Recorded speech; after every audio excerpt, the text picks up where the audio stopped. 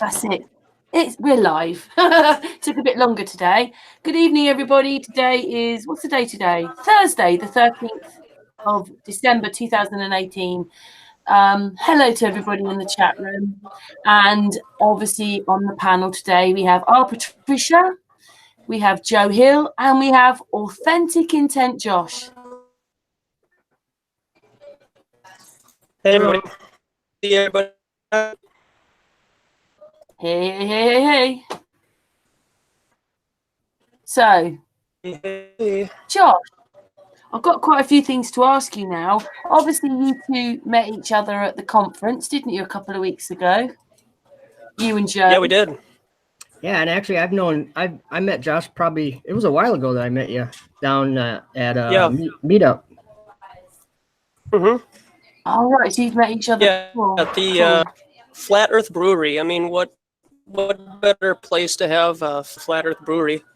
But, you know, it is specifically like a brewery. So to get any food, you have to go outside and get like one of the vending to give you food. So we're I plan something every weekend, whether it be Saturday or Sunday, maybe even one time a week. Just some people that don't have availability over the weekend. This Saturday, the 15th at 2 p.m., come down to St. Louis Park. There's a restaurant there, and I posted a video you can check out and get some more details about that. So if you're in the Minneapolis area, come by. Are you doing stuff with Marilyn Free Spirit? She's on the East Coast, so it would be a bit difficult. You're doing stuff with her. I thought I heard somebody saying that you were, but anyway, you're not. And talk. We have a little, activist, flat Earth activist hangout that we, tend to try to keep up to date on, what's going on and, different ideas and whatnot. Because I've come up with some ideas in regards to it being cold out. I mean, it's hard to have some conversations with people here in Minneapolis when it's so cold. And if it was cold and the sun was out, I think that might be different. But I think probably what, Joe, you think in the last 3 weeks or so, we've probably seen the sun 3 or 4 times? Like my cameras have been sitting there because usually I'm out looking at the stars and it's just been clouds after clouds after clouds. No, not really. Only England gets cloud after cloud after cloud, doesn't it? Well, the last number of weeks. So allegedly over the weekend, it's supposed to be sunny. So people out to the meetup. So I might have to try to get there. Are you not used to so many clouds then? I mean, I am, but it's so consistent. Like it's been quite consistent the last couple of weeks, I guess is what I'm saying. Whereas, if like I had posted something on Facebook, what would people prefer during the winter time? Above freezing, cloudy, or below freezing and always sunny? And I hear on that. Some people liked it when it was cold and sunny, and other people were like, yeah, I could deal with the cloud if it's above freezing because then I can, do stuff outside.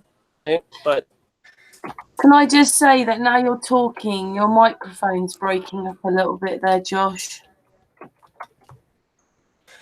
Yeah, I'm using my my phone. Maybe take your picture off. Just take your picture off. It will save your bandwidth. Yeah, it might be. It might be bandwidth. Not that we don't, we'll miss your beautiful face, but it just will help your bandwidth. Yeah, you all know what I look like, right? Yeah, we know what you look like. Right. Sometimes even just moving the camera or moving your phone just a little bit will clear it all up too sometimes. I think it sounds better already. It's annoying that, isn't it? You put your camera on and it stops your phone working.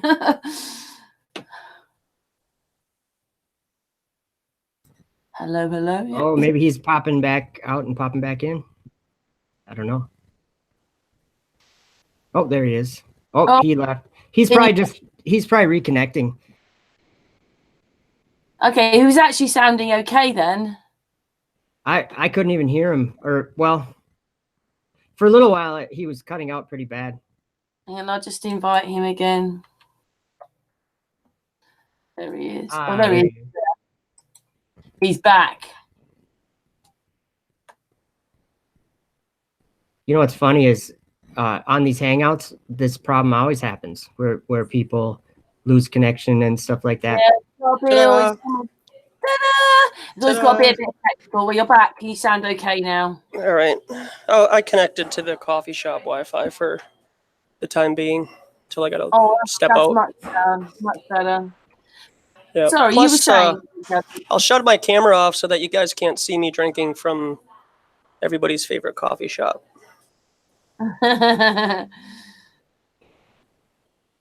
So what were you saying, Josh? I'm sorry, because obviously we couldn't hear you. So what were you telling us? Oh, probably nothing really important. I think it was just.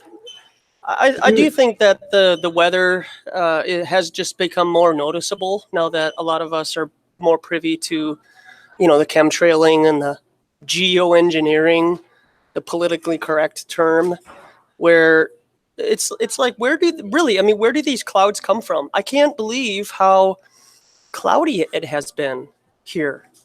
Just a constant overcast, and it's like where do these clouds continue to come from, and how are they able to just stay around, especially when you look at the weather, the quote weather forecast says that it's supposed to be sunny one day and then you wake up and it's still an overcast, I guess. That's all I'm saying. I flew my drone, I'm going to say probably 3 weeks ago or a month ago. So it wasn't really that cold out, and it was overcast, and really overcast. And so I was like, I want to get up above the clouds because I hacked it so that I can go as high as I want, or as high as the battery will allow. And I went up through, I didn't get out of the clouds till almost 5,000 feet. So it was just like a big, thick thing of water, which is funny because shouldn't it be on the ground if there's gravity? Well, and one thing that I have, a weather app. It's not any better or worse than any other weather app that's probably out there. But for the last 2 days, I have gotten air quality alerts, and it keeps telling me that the air quality today is going to be low. And it's like, what does that even mean? So you're telling me that the air quality is low today. How is that any different than any other day? That is weird. What are you trying to tell me? Who sends that? I mean, like who initiates a warning like that? I don't know. Who would do that? Yeah. The Department of Air. Yeah. They probably have one. So yeah, Joe, like, what did you think? Just to go back to what we were talking about before with the conference, what at first initialized you wanting to go, and then how was your experience? It was Nathan Roberts that initially made me want to go. Because I just hadn't, like, when I talked to you when we met up for coffee that one time, and I just said, yeah, I'm not going, or I just didn't really consider it really or whatever, and I thought it was cool you were going. And then I was talking to him on the phone one day, and he asked me if I'm going, and I'm like, nah, because it does kind of feel like the things that I'm talking about are not necessarily always the things that I guess what I mean is I feel like I'm always pushing the line with people, or like pushing the edge with people, even flat earth people. You know what I mean? I'm not trying to. I'm just saying what I'm learning, or what I'm believing myself is a little different than a lot of the people at the conference. But at the same time, what was the conference? It was a flat earth conference, and the earth is flat. But as far as the conference, it was awesome. It was awesome. So I ended up buying a ticket last minute, and just took off and went there. It was awesome. I thought it was very comforting to be around people that know the truth. That was like probably the biggest thing for me. And so, like, with your your views and your biblical knowledge, what do you think about the conversations recently regarding Nathan Roberts and Rob Skiba and and Dino Dell, how they had the hangout? What was it, like last Friday or something like that? And the law and so on. Yeah, I think it's simple, is what I think. I think there's a lot of people who, in their heart, they're seeking the same thing. Do you know what I mean? We're seeking to do what God wants us to do. Basically, that's what we're all doing. I mean, if we're thinking that way, if we're thinking, on a different way or whatever, I'm not going against anything, but as far as the law and the spirit and all that, I think that it's simpler than even any kind of like debate that's going on, or because you see it on Facebook, and I'm putting stuff on Facebook because I want people to think. To me, like, if we all stand back away from this world and like look from way back here and just look at, there's all these people spreading truth all of a sudden. These last 3 years, there's like people going all over there. There's marriages breaking up over this, and there's all these things happening, people getting fired from their pastor jobs, and all this stuff, and Flat Earth Conference for the first time and for the second time, and there's all these people gathering together, right? We're gathering together with one truth in mind. So you have the people that they feel the like this part of it, they're like that. I would say that has consumed me. The Bible has just consumed me because it's been teaching me so much. And what I guess what I'm saying is, looking from far away, we've got the Bible people, we've got the people doing a lot of science, we've got every single area of stuff being like totally searched out and figured out, and like knowledge will be increased. Like, that's what's happening. And I don't mean the whole world's gaining knowledge. I mean a very small group of us has made it so we have gained a crazy amount of knowledge, and we've found a new reality that was hidden from us. And to me, how could that be hidden if it wasn't hidden by something not human? You know what I'm saying? Something and so then in the Bible, of course, it has that story at the end where the whole world was deceived. But is that what you were kind of talking about? Like what like the law and the spirit? I think that.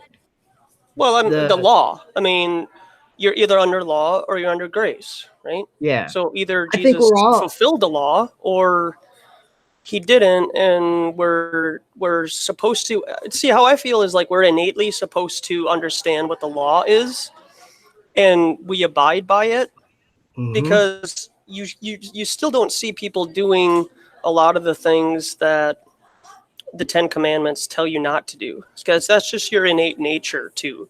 So whether you need somebody to tell you not to steal something, or you just know in your heart when you're 8 years old that you don't kill somebody or whatever, that you don't do something wrong, then there's that. But I guess my point is I see a lot of people who do pervert grace or the law, and by that I mean you see a lot of Christians, and that I use that term incredibly loosely. Me too. With Christmas and putting up a Christmas tree, and it's like, well, I've always put up a Christmas tree, or it's been tradition, and it's like, okay, how do you separate yourself from people in the world, and how do you put yourself in line with what your beliefs are, if that is the Bible?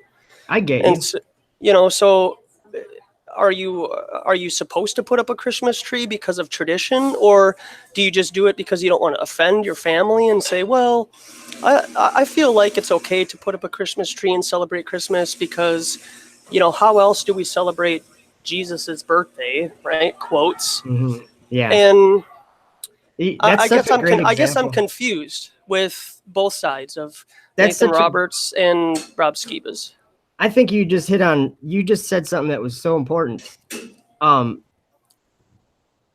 a Christmas tree is a Christmas tree, and I think in Jeremiah or something it says don't put up a Christmas tree. Basically, it says not. Yeah, Jeremiah 10. Yeah, so we do have that. That's like, I guess what I'm saying is I gotta read a verse because it speaks to this. If something's hidden from someone and they don't have knowledge of it, and like if they can't have knowledge of it, is what I mean, is if something is literally hidden from someone, they won't be held accountable for it. Do you know what I'm saying? Like if flat earth was a problem for God, and that's why he showed us, because people are worshiping an image or something, and if that's the case, his spirit is what's teaching us that, like how to follow his commands. Because yes, there's the 10 commandments, and I think that obviously, like you were saying, those are almost things that are built into a human being, that we already kind of know these things. But it's the deceiver works in a way where he goes underneath what we're thinking or whatever, and like he has a spiritual dominion on earth, and it's subtle, or it's like not something that we notice, like flat earth. We just didn't realize that earth was flat our whole lives because of the place we were put. Do you know what I mean? We were born in this world where there was spaceships and there was Star Wars and there was all this stuff, and that's the world we were born into. So for us to switch, that's the same thing as us taking the Christmas tree out of our house and saying, I'm not going to live by that way anymore. I'm not. And you're maybe not going to condemn somebody else because maybe they don't understand the same things that you understand or the truth that you see in it. And so maybe to them, it isn't even anything wrong. You know what I'm saying? Like, I think it's almost like individual a little bit. But again, Jeremiah 10, like you were saying. So it is a good question. Yeah, and that's kind of where I've started to think about traditions. And the Super Bowl coming up, this time of year is I think a great opportunity to share truth, whichever that is. Mm-hmm. But I think a lot of people who do follow a particular code of ethics that is lined out in what would be considered the Bible, I think a lot of people stop at the gospel and they're content at waiting for the rapture or waiting for their time to pass, and then just moving on. And they themselves aren't doing anything to help people wake up. Like when I do activism out in public, I don't necessarily feel led to talk about the gospel all the time because some people aren't going to listen to that. So I have to address what you're listening to the Spirit. They're going to talk about. What are they interested in? Sorry, I keep cutting you off. I'm sorry. Well, I'm just saying, like, I think that it's important to talk about what's important to them and show them truth and the falsehoods in what they're believing, because then that brings them to a realization that they're being lied to, and then that will draw them to a creator. And let me give just this here is an example. What you're doing, what you just said about you're called to do what you're doing, and you're obviously very good at it.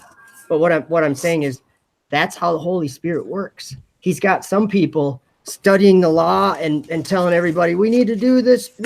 We need to follow by the law and live by this Torah. And so you have, what I'm saying is the Holy Spirit is directing our hearts. That is the commandment. Like that's how we get the law, is through Jesus sending his Spirit. And that's like, I mean, look right now, where did flat earth come from?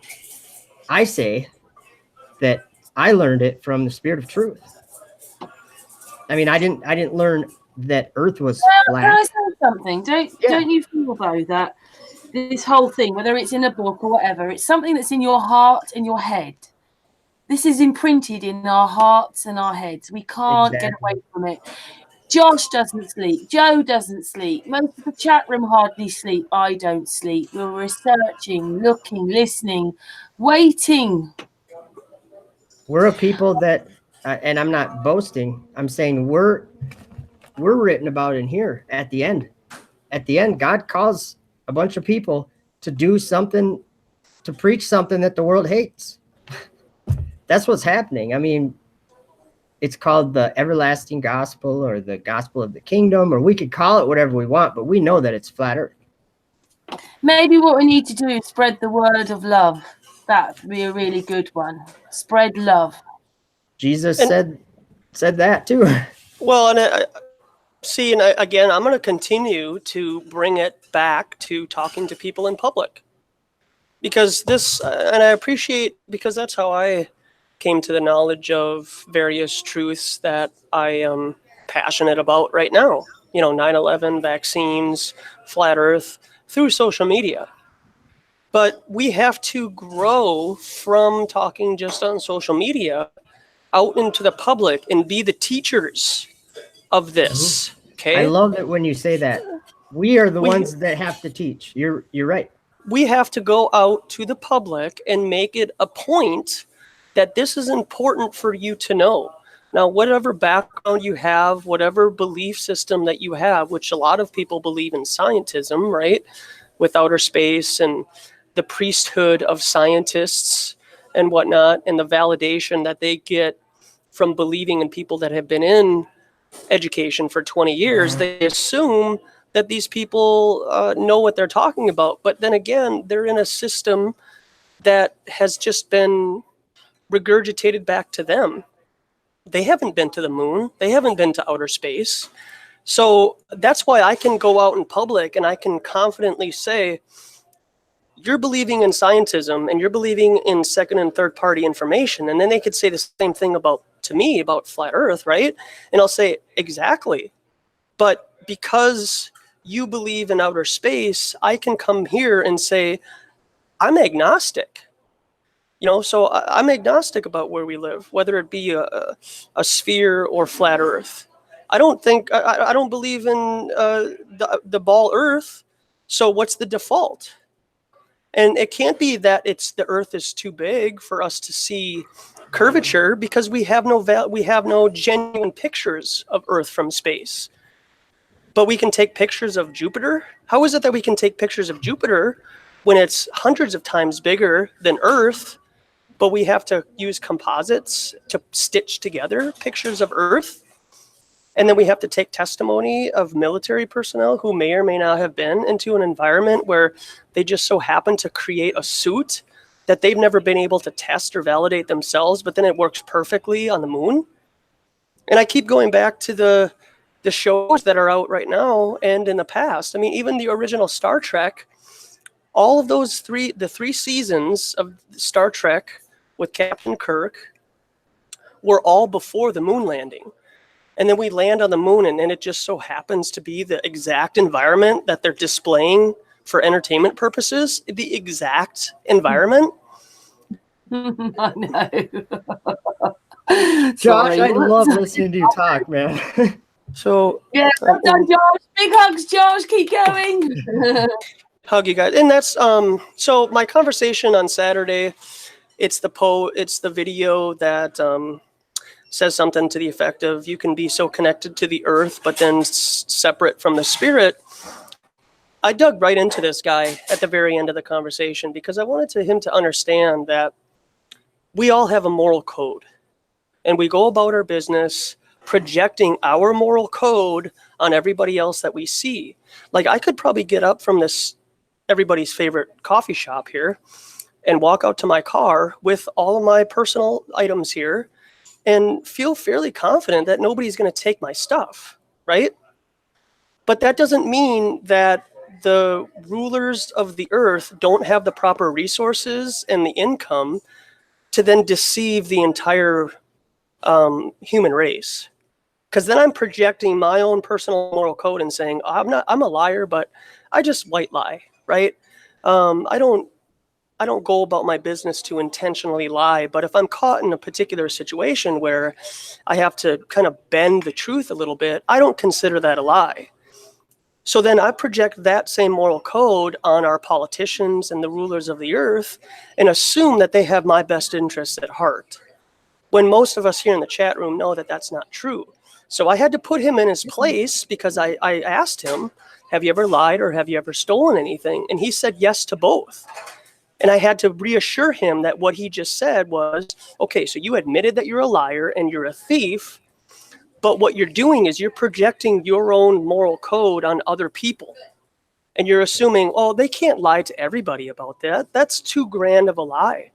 And it's like, no. You're assuming that because of your own personal experiences and your past and how you go about your business, that these people have the exact same experiences and would never lie to people. You know, that's like assuming that politicians, celebrities, and sport figures send their kids to public school. Of course they don't send their kids to public school because they know public school is for indoctrination purposes and to literally dumb down and limit our potential to keep everybody at a 90 IQ or less so then they can manage the people. And so when I do, and people might not agree with my tactics, but sometimes you have to, when you're talking to somebody, you have to get to the brunt of the situation in their heart and say, hey, you know what? You might think that a white lie isn't that big of a deal, but these people are lying. Like they're intentionally lying to people. Yes. So that then they can continue. It's disgusting. And that's To intentionally lie, like, for instance, space, making everybody believe that space was real and that we're on the way to Mars and all that crap, when actually it's a fake reality they're making people believe, and that's taking your freedom away. It's making you believe something that's not real. So imagine all the other things they're doing when they're not real. Oh, it's so bad. What about if there's more to it than that even? And what I mean is, yes, we all know there's dishonest people that are far more dishonest than we would be in our own hearts. Like Josh, that's a great point. That's totally true. There are people that do intentionally lie and don't feel the way that most people feel about it. They aren't like when we're lying to someone, when I'm lying to someone, it hurts. And there's guilt and there's all these things. And then there's all these, it just doesn't work for me. But for some people, that's all they do. So they live that lie. But I think that the deception could be on a higher level, and that we're all being deceived. Like I'm saying in particular about space, like we're all being deceived, even the astronauts. Do you know what I mean? If there are astronauts, I'm not saying that I have any knowledge, but not, to be honest. But I think what Josh is trying to say is the time is here and the time is now. Yeah, exactly. And we have to be that voice in the darkness, whether people want to listen to us or not. And that's the great thing, is we as truthers, right, whether that be veganism, vaccines, or chemtrails, and flat earth just isn't your thing right now, we have to, as a people who are waking up to what the deceptions of this earth, be the ones to go out and talk to the public. Like, there are so many people that I talk to out here, right, that have never heard of mud floods or fake history or the possible reset that may or may not have gone 200 years ago.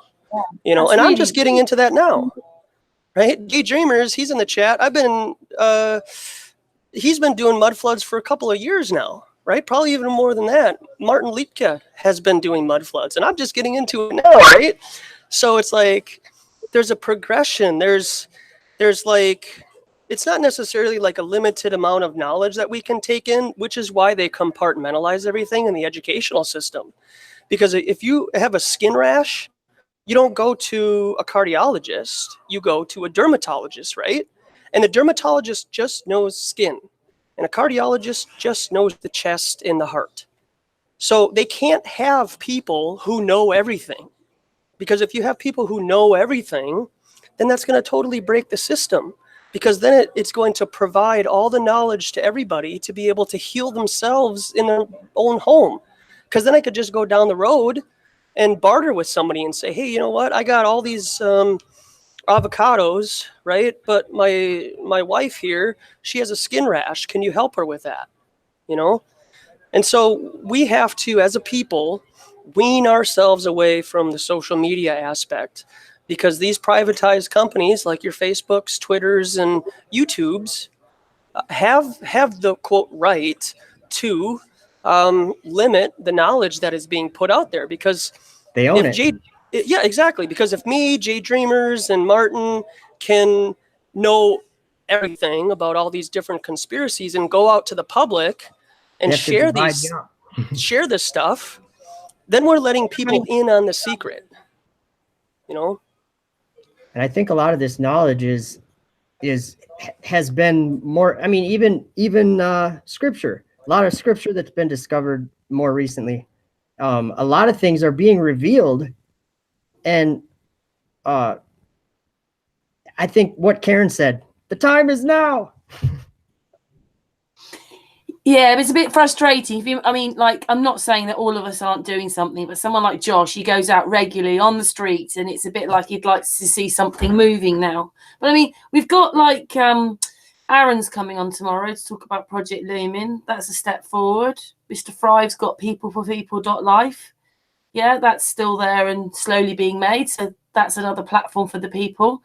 You've got other people doing things. We have them on Sun and Moon. You've got Dave Marsh doing experiments. People are doing things. And in a sense, we have actually probably, like Ditcher was talking about it the other day, originally, a few years ago, we were always looking and only being able to answer with globe answers. Now there have been enough people researching that you can talk about flat earth ways and prove it.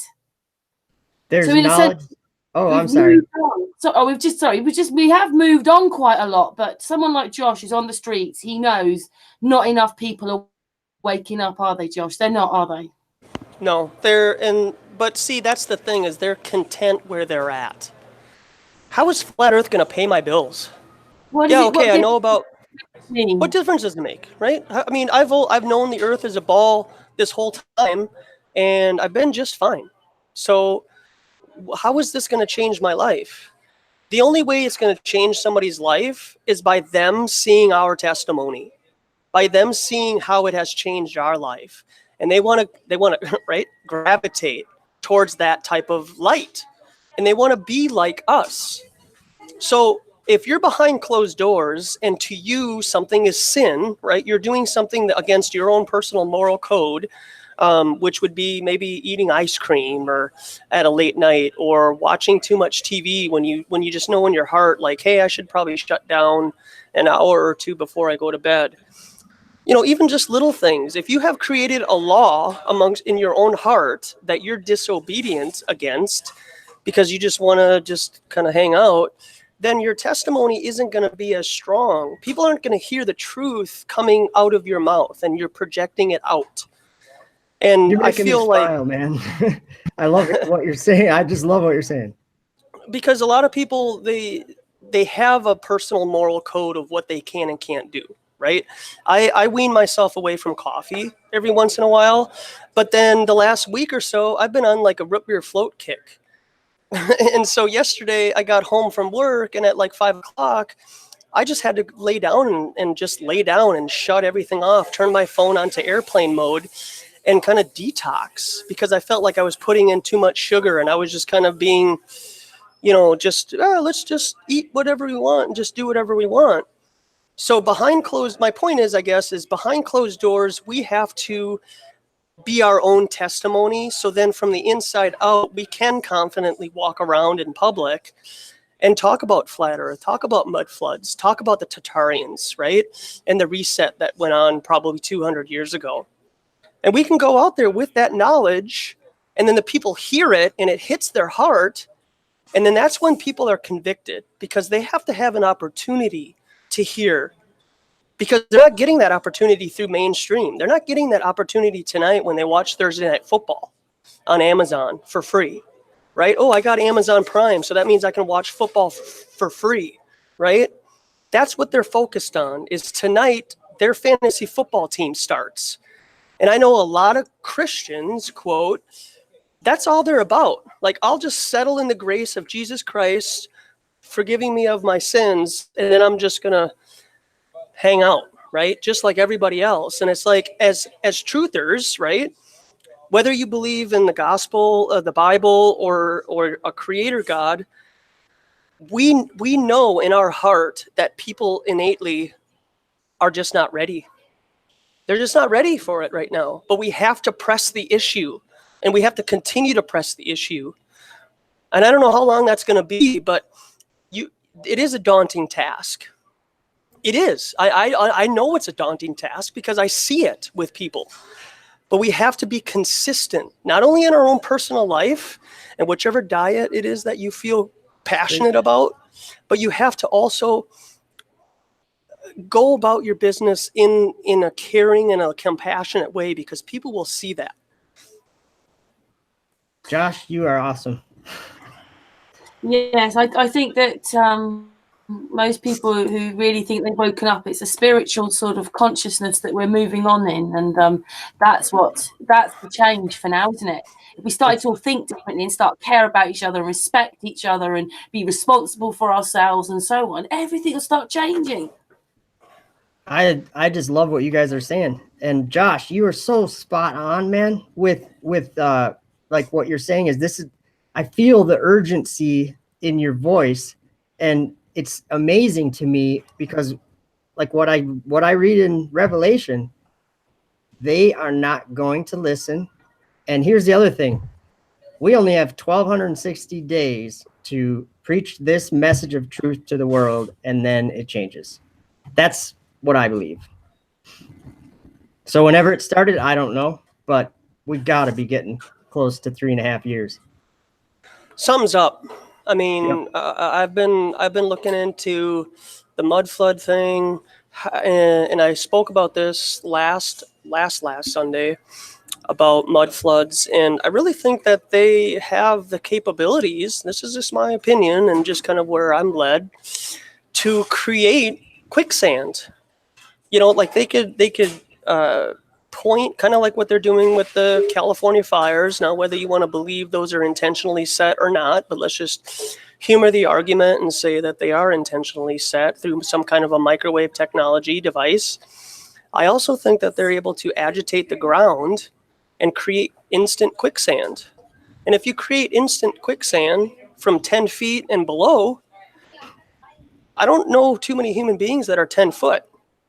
You know, so they're all going to drown in quicksand, and all of our buildings will be underground. And that could be a pretty quick way to do a reset. But I also think that in the 1800s, they had a lot of children working in some of these factories. And when you have, if the majority of the population is children, you're able to do a quick reset and indoctrinate those children into a history that you want to project onto society, and who will be the wiser, you know? And I do think that within the next probably 5 years, certainly after 5G is released, I think that that's kind of the turning point. Once 5G by this time next year goes worldwide, I think that they're going to really start to ramp up, if not they haven't already, a lot of the stuff that they're doing. I think a lot of that stuff's in the Bible, like the microwave. I mean the cell towers, because like in Revelation at the end, like when wrath is getting poured out, people are getting burned with extreme heat, and like there's all these crazy things that are happening that I'm like, oh, that could easily just be like what they're using these kind of towers or this 5G, or I don't really know much about it. But I'm just saying I can totally see those fires in California. In this story, during those 1,260 days, it says that they can stop it from raining, and they can what is it? I'll look it up, but you guys go ahead. I'll look it up and read it when I find it. I was just going to say, my middle son's been telling me that basically he's just feeling that everybody's feeling that there's something wrong.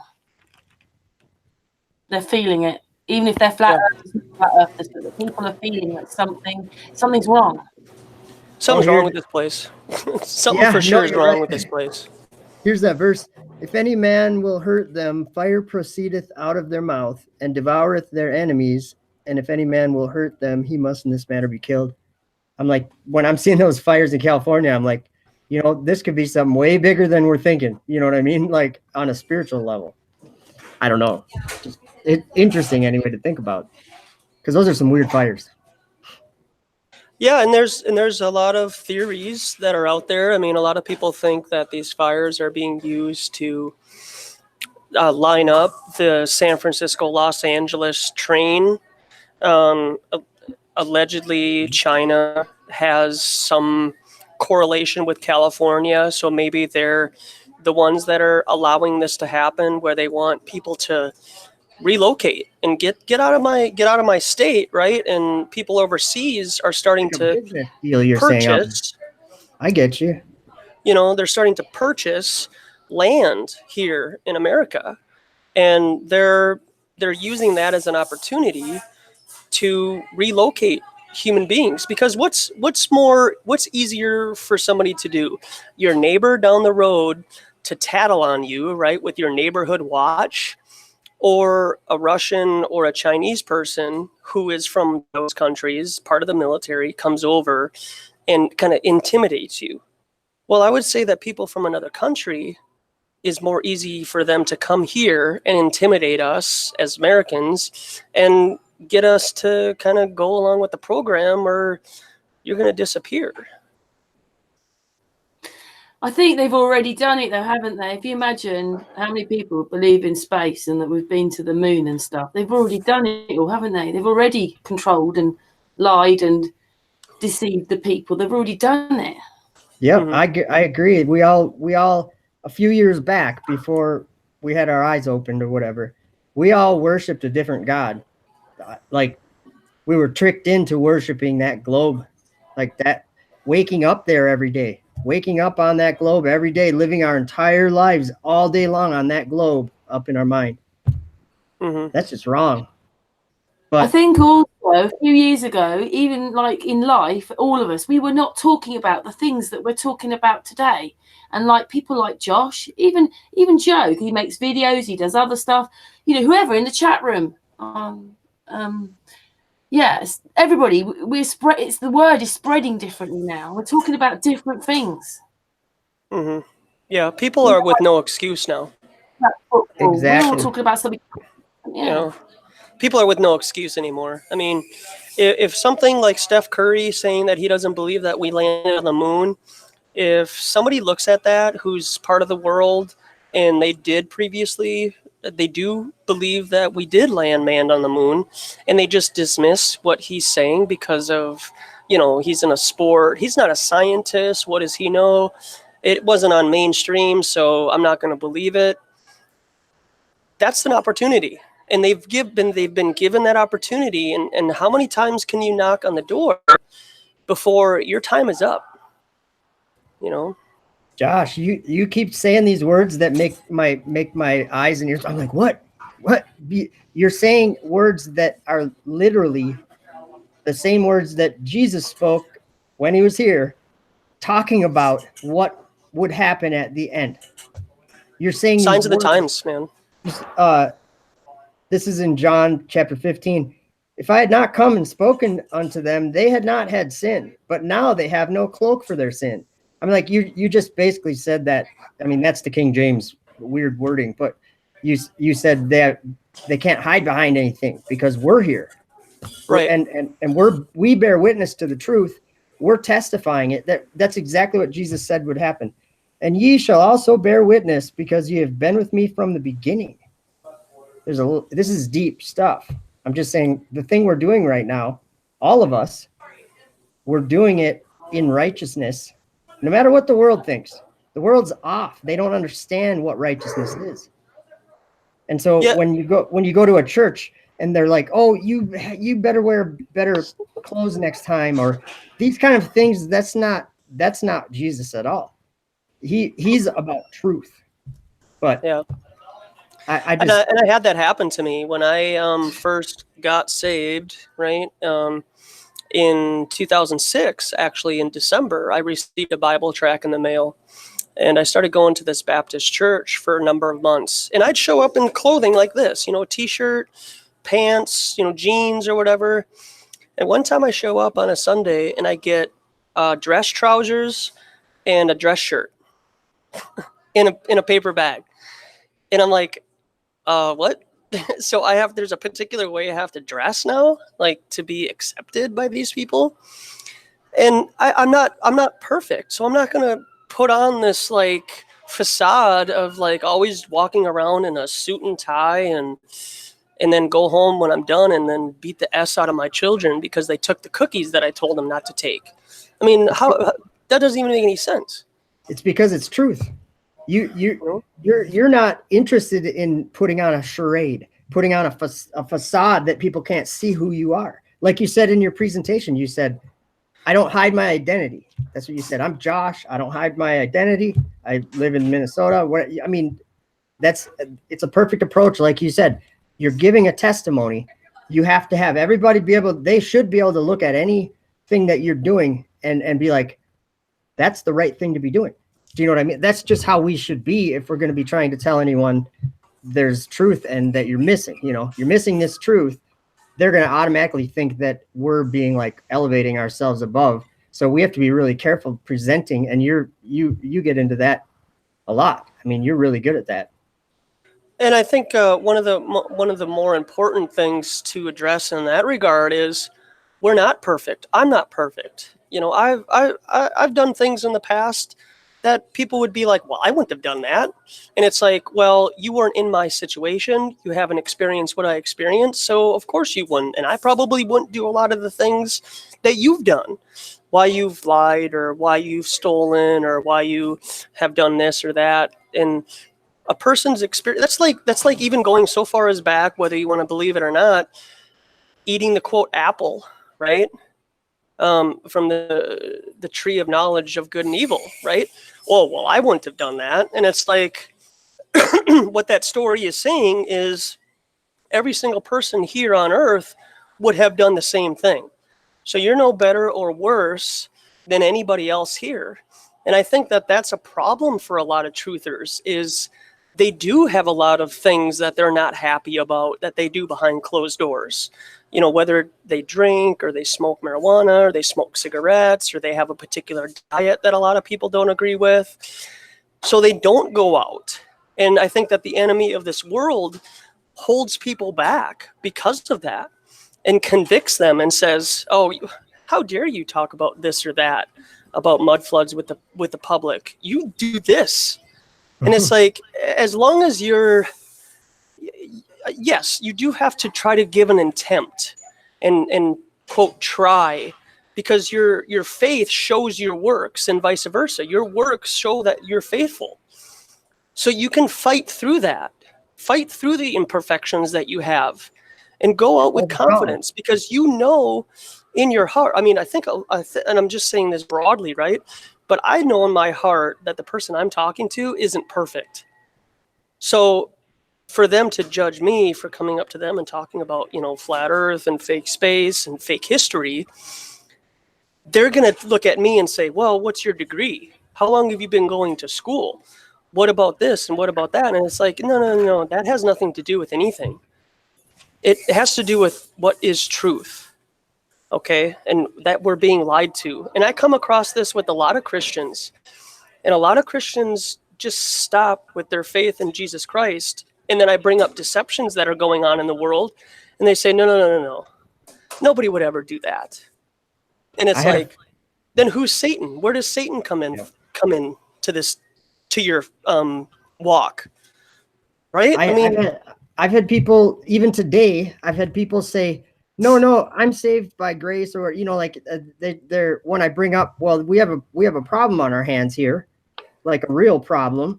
Every Christian that is in the world, anybody in the world, that if they're believing this lie that there's some space station in heaven and where God is actually in heaven, it becomes a matter of faith. It just does. I think if a person can do truth, and what I mean by that is search for truth, just the matter of searching for truth, I think a person can literally be guided to the truth by the spirit of truth, because they're searching it out. And yeah, I mean, the only way that I found truth was when I got help to find it. And I mean, like spiritual help. I couldn't do it. I couldn't see it myself. So that's, truth. Yeah, I think what we're coming to find out here with a lot of the truth movement is we're turning a lot of the truth movement into a religion. And I see, and I see that a lot in the vegan movement. I feel that there is an emphasis on I'm more spiritual because I am a vegan. Well, I'm in a terrific spot right now. I just recently moved. I'm less than 2 miles away from where I start my job. And it took me 4 months to get to where I'm at right now in regards to a place to live where I can finally lay down in a bed and not be sleeping on somebody's couch, right? And in somebody's living room. So like yesterday when I went home and I went to bed at 5 o'clock after I got done with work, I could go to bed, close the door and sleep and just maybe even just like sit there and think instead of being in somebody's living room and having to worry about like them kind of doing their thing and then having to wait till 9 or 10 o'clock at night to finally have peace and quiet. So I'm no more, less, or spiritual because I do eat sushi every Wednesday because it's on sale here in Minneapolis, or if I go home and I cook rice and beef. But also I think that it also plays into that role of you're no more or less spiritual if you're a vegan. It's how you go about it. If you're going about it for spite to take pictures and post them on Facebook and say, oh, here's what I'm eating because I'm vegan and vegans rule, and you're just attacking and attacking and attacking, where's the fruit in that? Like, how are you gonna lead me, right? Just as much as trying to lead somebody to Christ, how are you gonna lead me to wanting to become vegan if I tell you I'm a meat eater and you call me all these vile names and wish death upon me? Can I say something? Maybe I should be a vegan then. Who says what God has planned for you? The creator, whatever you want to call it, where we've come from. Who says? He does, they do, she does, whoever God is, not man. Right. I think we're here to learn and appreciate love and care and community and grow together, because we need to eat and sleep and all these things. We need to learn to be together. Right. Everyone has their own personal some people get really strong beliefs about veganism or that type of stuff, and I think have whatever belief. Everybody should have whatever belief that they want. They should. I mean, we all do. We all perceive the world, and we have these beliefs, and we feel strongly about these things. But I agree with Josh, is that coming out and saying, "Oh, you're different than I am in this area," and to use that somehow it doesn't even really make sense to me, because we're talking about like philosophical things and supernatural things and spiritual things. These things have nothing to do with what we're talking about, right? I don't know. You know what I'm saying? Yeah. And I just bring that up, and I'm not, and I respect people who are vegan. I totally get where people are coming from who have that particular viewpoint. But I also think that there is, like the 2018 vegan documentary that just recently came out, and it's only an hour long, but a majority of that hour-long video has to do with global warming. So all you vegans out there, raise your hand, okay, if you're a flat earther and you're a vegan and disagree with being a global warmer. And I'm sure a lot of people would be. That's just like when they come out with, quote, hit pieces about flat earth. But nobody mentions the, quote, hit pieces that come out with vegan and talking about global warming. It's kind of a double standard, I think, in my opinion. Yeah, aren't we a bit fed up of exclusion? Everything's about excluding. Aren't we trying to come together? Right. Everything Yeah. should be out in the open, like out on a big table for everybody to walk around and look at. You know what I mean? That's what I think. Well, for sure, but also do it in a, you know, as human as we are, in With a judgmental manner. With You know, love. because it's not what you put into your mouth that defiles; it's what comes out of it that can Amen. defile. Exactly. You know, That's so so true.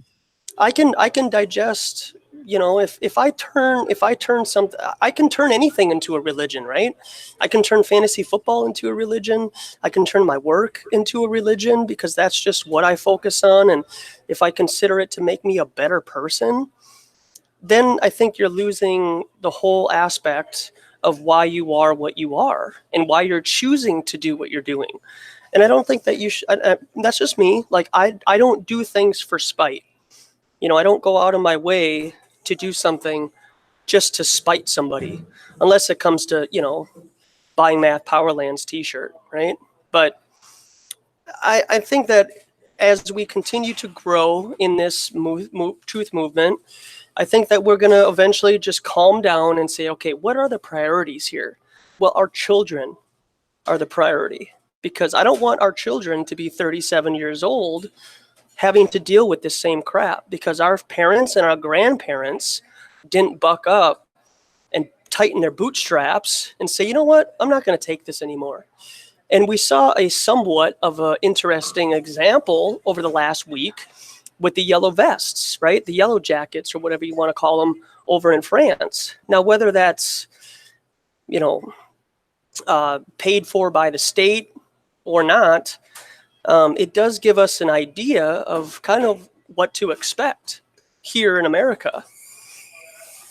So what do you guys think about that? I mean, Karen, you're over in that area. Do you feel like it's a quote movement from the state particularly, or do you really feel like it's a grassroots thing?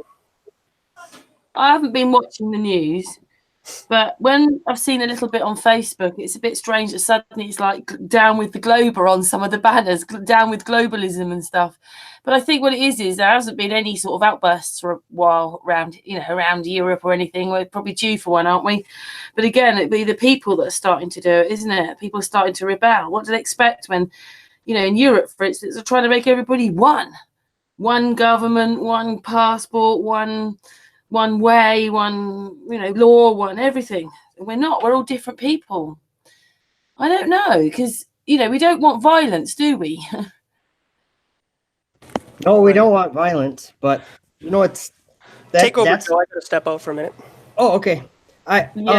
That's one thing that if we like, I want to encourage everyone to step back away. I'm not saying like to take any different beliefs or anything.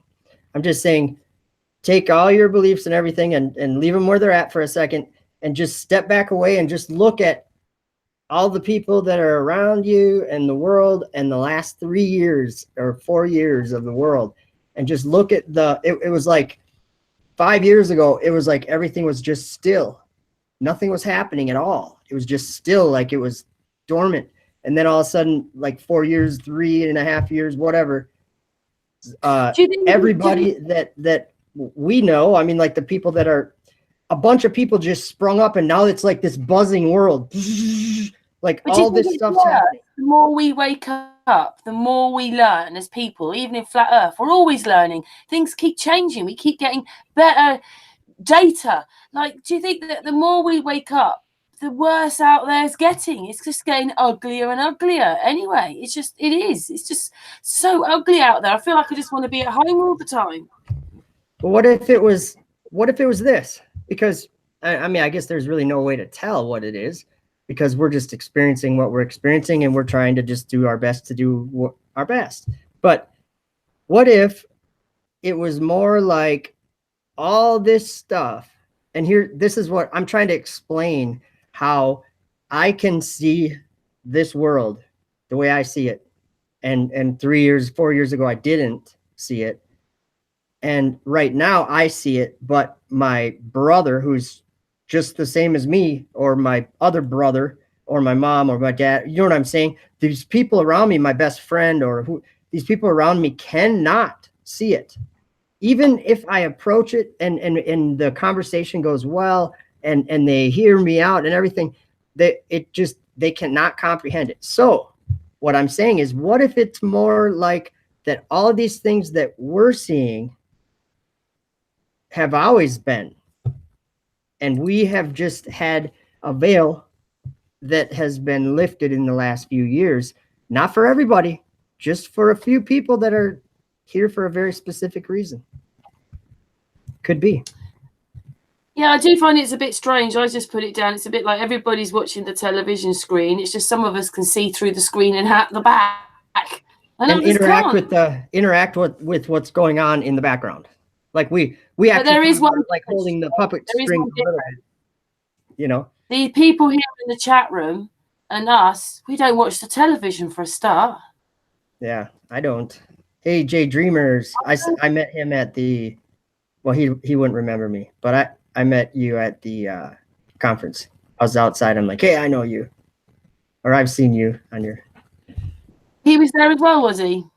Yep. Cool.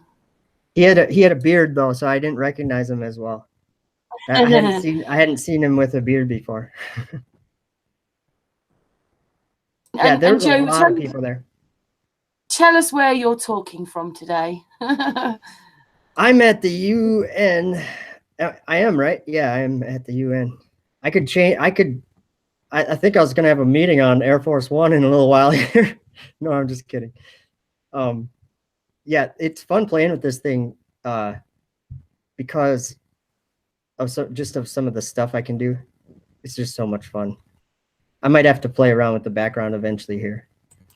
Because you haven't done much on that lately, have you? You haven't been on the ISS much lately. Not as much, but I'm still right up there on the results. If you search for ISS interview, you're gonna find me. I love that.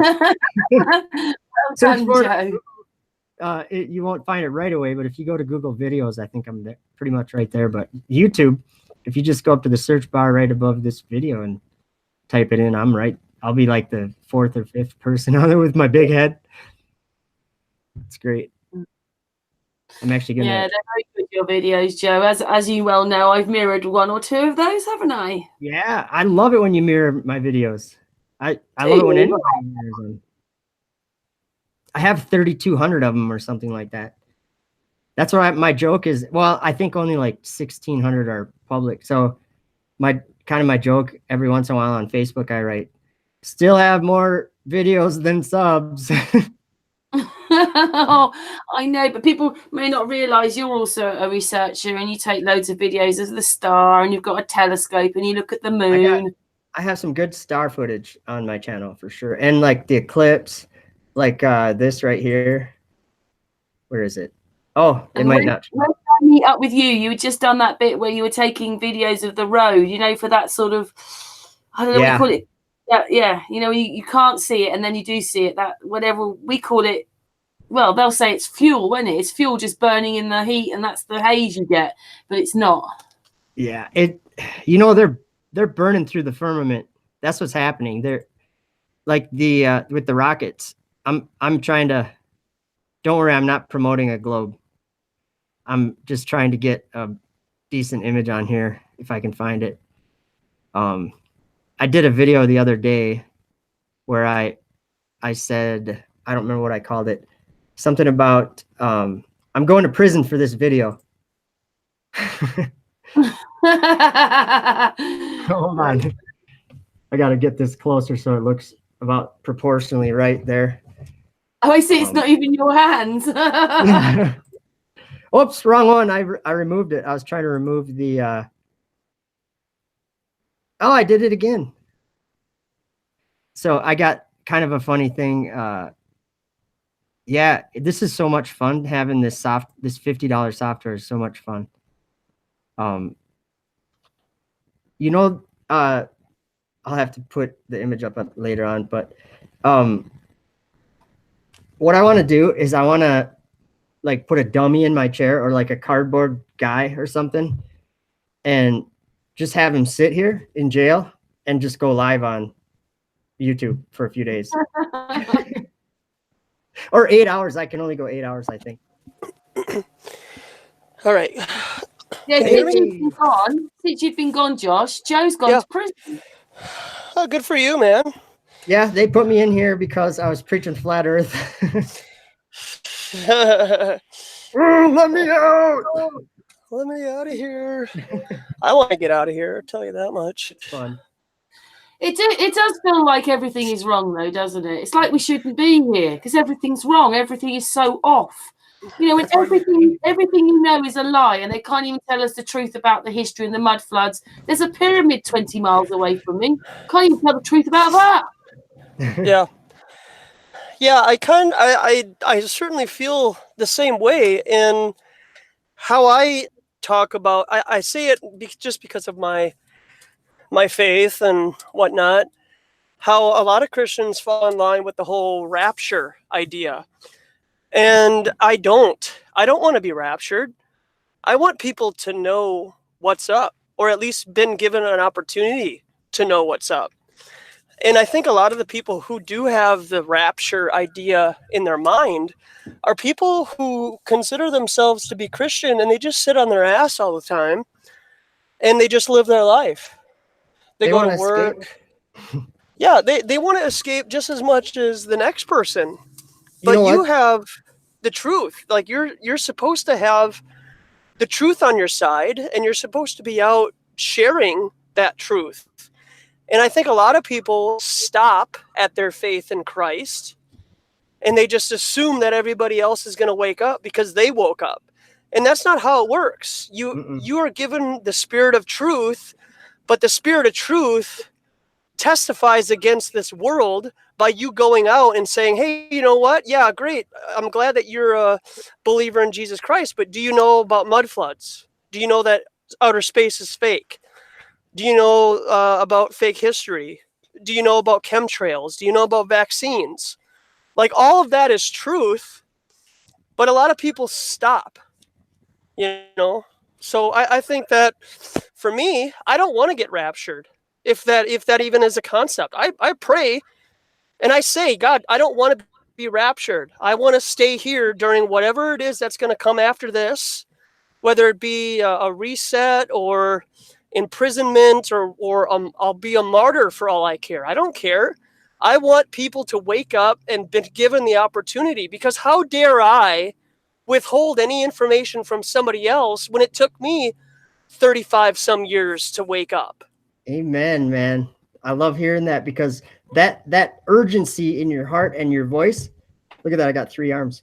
That urgency is straight from the Holy Spirit, because he's been saying this. You've had that urgency to project this truth into people's, view so they can see it. Like, that's such a strong thing, especially for you, Josh, is like getting out there and doing that. I mean, there's nothing that you could be doing more that would be called being obedient. That's all I'm saying. What you're doing is you're doing what you're supposed to be doing. That's awesome. It's not easy too. No, it's not. It's not easy, but the name calling and the nights where you feel that you feel alone or whatever, however you're separated from your family, or maybe you and your girlfriend or your wife or husband, you guys aren't getting along because of your views. It's just not worth it. It's not worth going along to get along with people just to deny truth.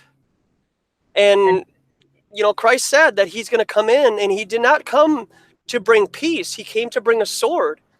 And the sword is the truth, and that divides. And we're watching that happen everywhere.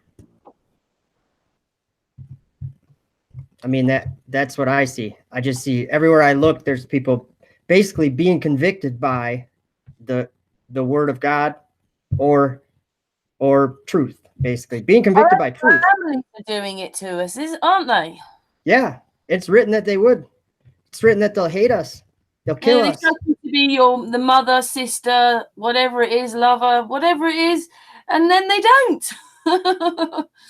Yeah, he said he came to set a variance between mother and daughter and father and son-in-law and whatever. All the that's like what Joshua just said about. I think that was Matthew 10:34. I think that he just said about he came to what was it, Joshua? I can't remember now. Well, he can't. You can. Yes, Jesus Christ is a physical walking being. Like he's alive as a physical human being right now, wherever. Maybe he's walking on the firmament. I don't know. That's just my opinion. But the Spirit of truth, that is him. So Yes, the yes. truth, he is truth. Yes. So he brings that conviction to this place. Because I think a lot of people forget what he did here. He lived a perfect life. Thank you, man. And so a person's faith in that is knowing that I can't be a perfect person. I'm going to cut this guy off, or he cut me off, so I'm going to get angry with him. Well, I don't know how Jesus did it, but he would be able to go about his business without ever thinking a negative thought towards anybody and always thinking about somebody else before himself. How many out there who are listening ever throughout the entire day think about other people before themselves? Well, if you feed yourself, you already lost. If you feed yourself food, you have already lost that battle. We do feel better when we've helped someone, don't we, for a start? Yeah, right. We Tis the season, right? We were born to do this, you guys. Like, I'm not saying that we were like raised to do this. I'm saying that before we were born, when we were being formed in our mother's womb, there was something written on our hearts already, but it was to remain dormant until the time when it would be revealed. Like that, what I'm saying is that there's the group of people that comes at the end of everything in the Bible, in Revelation. That group of people is here right now and actually in this hangout. I'm not boasting. I'm saying how do I know that? How do I know this? It's because of all these things like what Josh is talking about. This truth needs to get out. We only have a certain amount of time. And Josh is even saying, I don't want to stop at that time. I want to keep going. I mean, that's how urgent this truth is, how important it is. Yeah, I just wonder as well. I get this big feeling that Josh, Authentic Intent, is a very sensitive person. So he's probably empathic and all those things. How many in the chat room feel the same? They're very sensitive and empathic. Because not everybody is. A lot of people aren't. Or they're only empathic for themselves, whereas I'm empathic for other people. And that's a gift that is developed and pruned over a period of time. I think it takes a while for people to even understand what that means, because they do feel at times emotional when it comes to other people or their situation. And for me, it has been experience.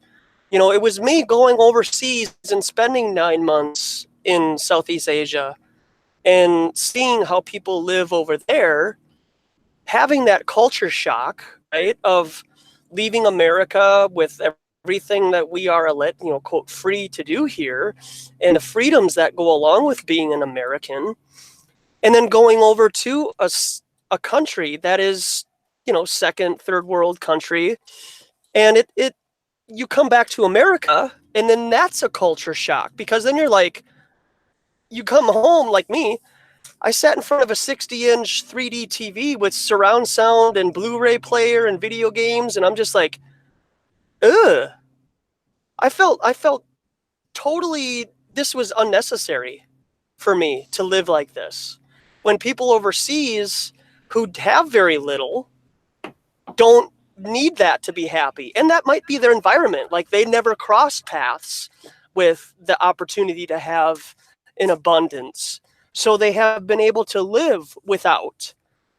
But I think personally, every American should go overseas, and whether it be on a missions trip or, just on a vacation, go to the slums. Don't go to, hey, where do tourists usually go? No, ask the cab driver to say, hey, how do people live here? Can you take me to a street vendor and eat some dirty street vendor food and just experience what people do? And I say dirty because that's what Americans think, but most of the food that I ate when I was overseas was from street vendors, and I never had any ill effects. And I think that people who do go overseas, who do have ill effects by the food or the environment or whatever, they've already preconceived that they're going to get sick. It's kind of like, I don't know the term, the people that just always think they're sick all the time. I don't know the term. Hypochondriac. Yeah, hypochondriac. Right. And I think that a lot of people they just don't it's like the meme that's going around a couple of weeks ago. Well, God really screwed up, so that's why we need to vaccinate, because he created the immune system wrong. Niles on Frasier. Right? They've set out on purpose to make sure that nobody's responsible for themselves, and we're kind of on a nanny state, because obviously we don't grow our own vegetables.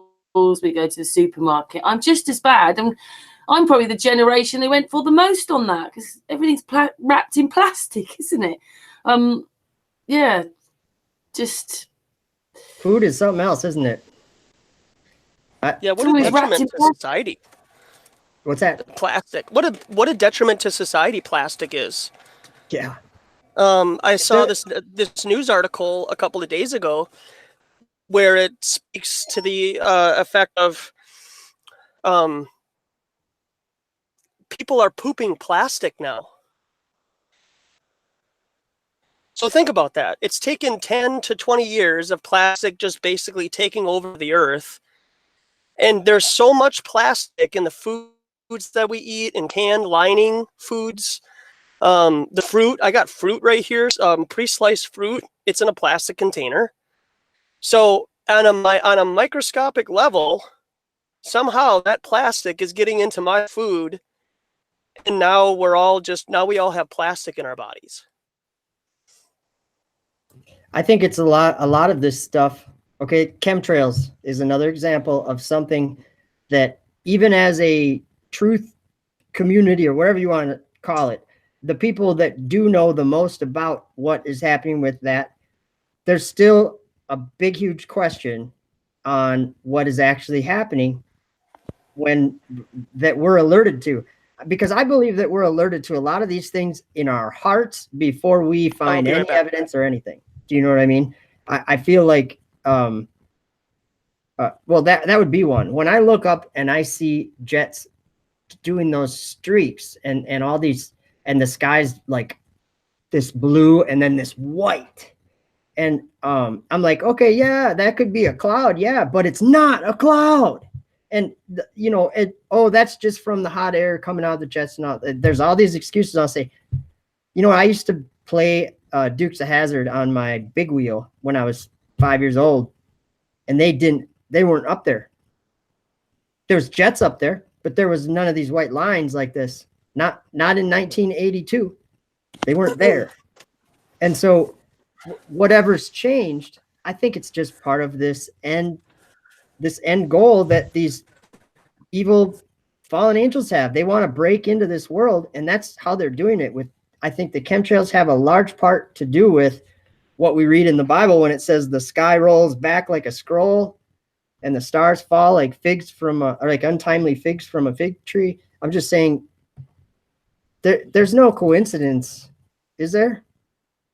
I mean, what? No. What are they doing to the sky?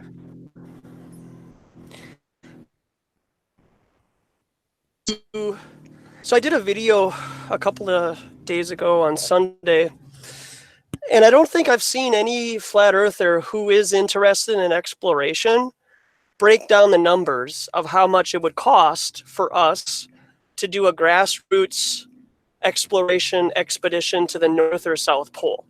I see Matt Powerland go on and on about, exploration to Antarctica. I see other people do exploration to the North or the South Pole. If Matt Powerland put all his t-shirts together and created a sale to go to Antarctica, all of his remaining t-shirts, I think we would fund his project. You know, you become a t-shirt salesman, and you haven't ton of money of how much it's going to cost for us as a grassroots people to go to Antarctica. All I see is people just selling paraphernalia all the time. Well, what I did is I broke down the numbers on this video that I did on Sunday, and I came up with about $10 to $15 million for us to fund a trip. And half of that money, or over 70% of that money, ship. So if we want to, you know, start a GoFundMe like that, we need at least dollars to do exploration. And then you need to fund on it. The ship needs to be 24 hours a day, so you need to have at least 8 people 24 hours a day running that personnel. And every time I watch, Josh, you're breaking up just a little bit. it's about, I'm sorry, hello? Sorry, just breaking up a little bit. He's back. But I'm just trying to give people an idea of how much it would really cost for a grassroots movement to do exploration. And personally, now that I've seen like the fake history, and I've seen the maps from the 1800s and the 1600s, we need to be honest with you, I think we need to start exploring our own land here within the pond that we live on, because they're removing land on the current maps right now, and they're saying, oh nope, it's just all water now. I mean, geez, by the time they're done removing all the land on the maps that we have, the earth is gonna be 90% water and 10% land. Whereas, you know, we go around and say, oh, the earth is 71% water, so how can it be a ball? Well, look at the current maps right now. They keep removing land masses all the time. And they make it seem like, oh, nope, there goes that land. Nope, there goes that land. So yeah, we have fossil fuels. So now we have to deal with, you know, gasoline and oil, and we're just running out of fresh water. And we need to, as a people, stand up to that. Like, how dare you? It's just all garbage that they're trying to, that they put these ideas there to control. That's really all they're there for. Like global stuff, anything global is there to control, you know? That's what I see anyway. I think Josh is really right. I've thought that for a long time. Instead of, you know, not pretending that we're going up, we need to go down. Yeah, that's like when you ask. Oh, go ahead. Sorry.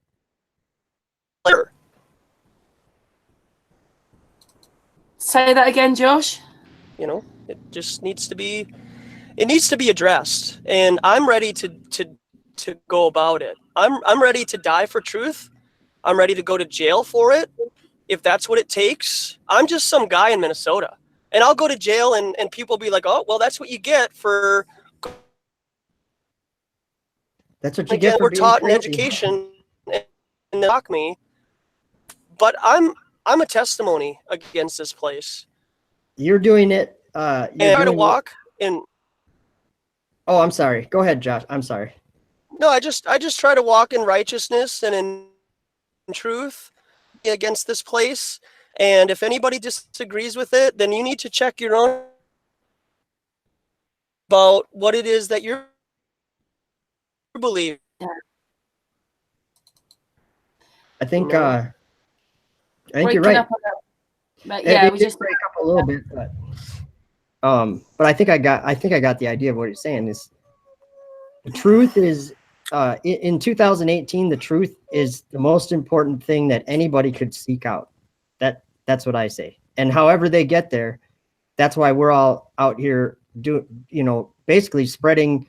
Even if we're not talking about a specific truth, we are talking about the deception that this world fell for before we got here. You know, it's not like it's our fault that we believe we were on a globe our whole lives. That's what we were taught when we were 4 years old. What else are we going to believe? You know, I just think that it's been hidden from us. We can't, and I don't mean by men, I mean spiritually been hidden from us for this time right now. What Josh said is so right on when he said it is his spirit. It's the spirit of truth. It's Jesus that is actually enabling us to see the things that we couldn't see before. And it's so real, isn't it? It is a bit strange though, isn't it? We can talk about all different kinds of religion.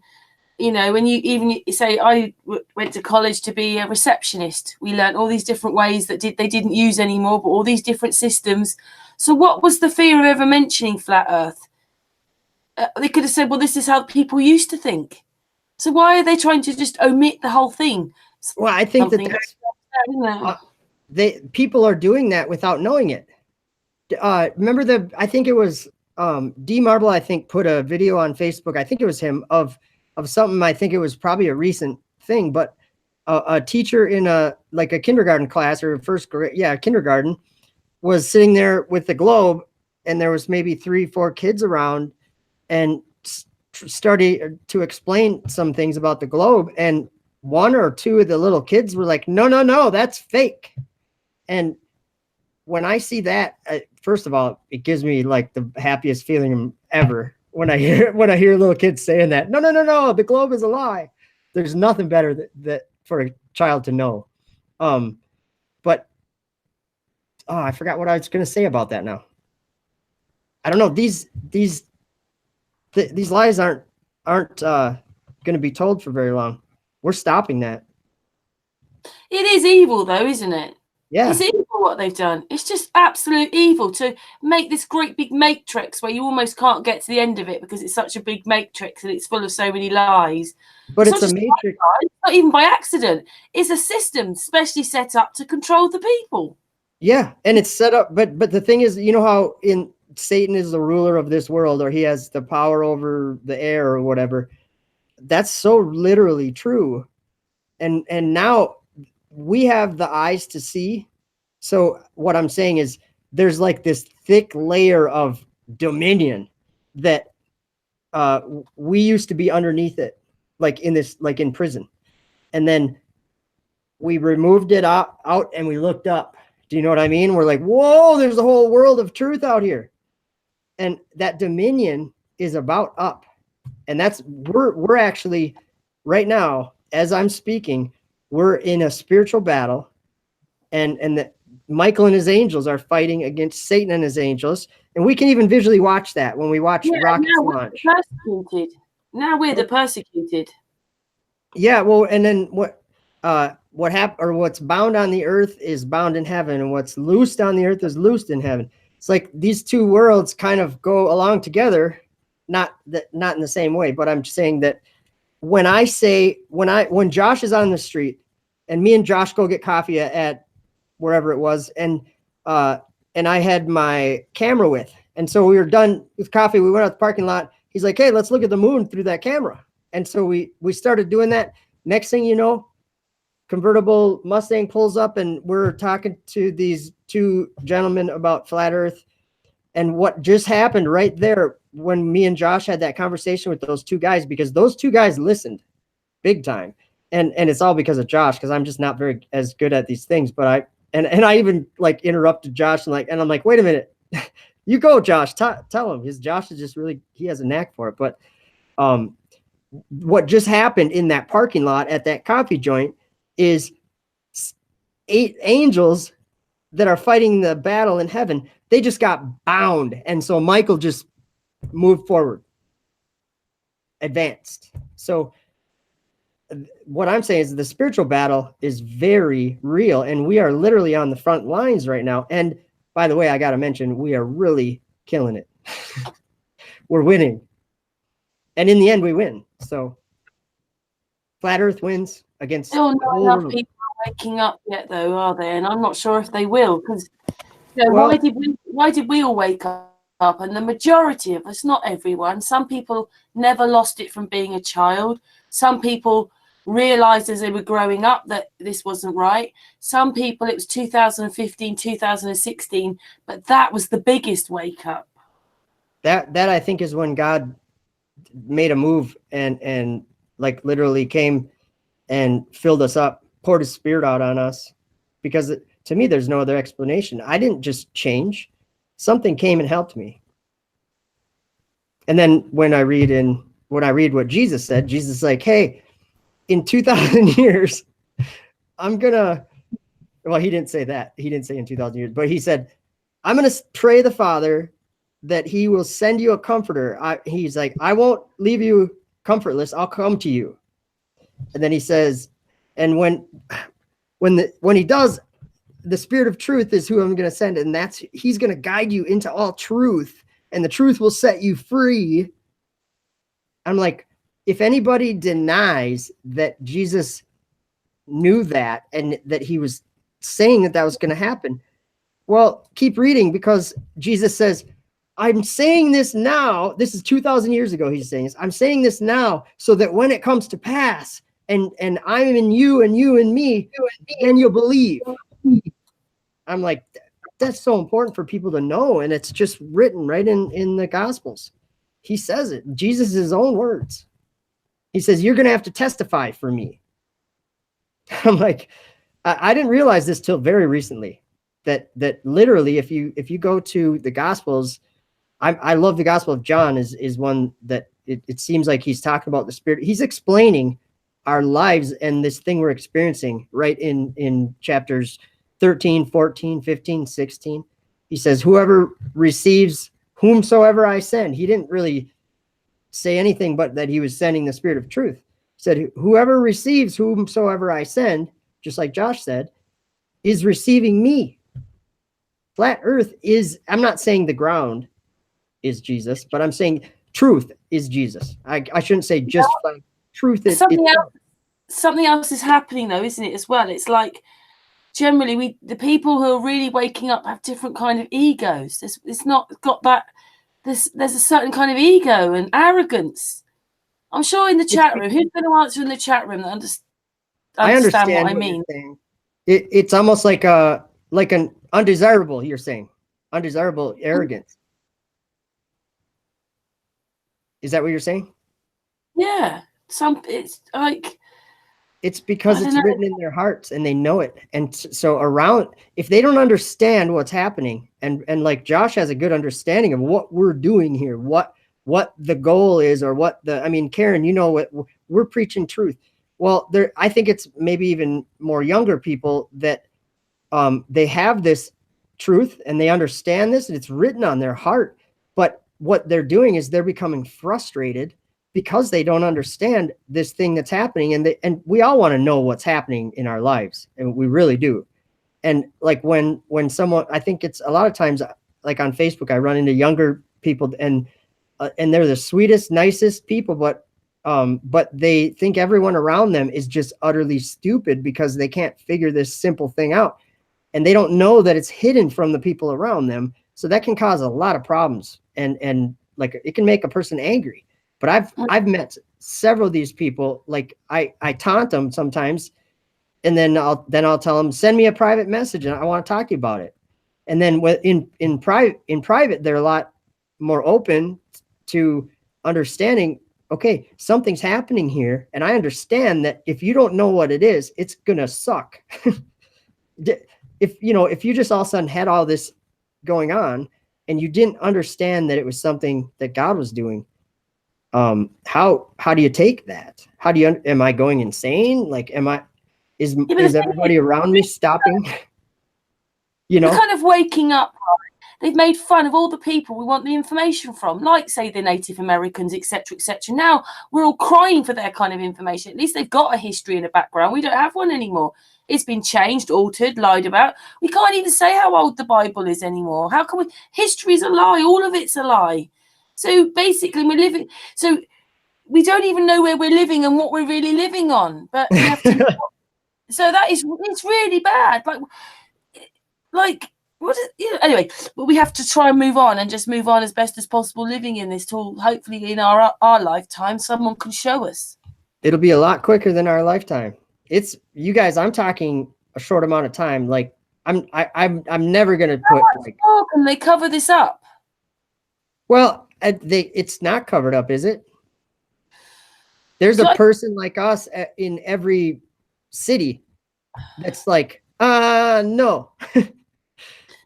So I think it's. Can I just explain that Josh isn't there at the moment? He's in and out a bit because he's still at work. Oh, no, okay. I'm here. Oh, you're there. I'm just listening. I do.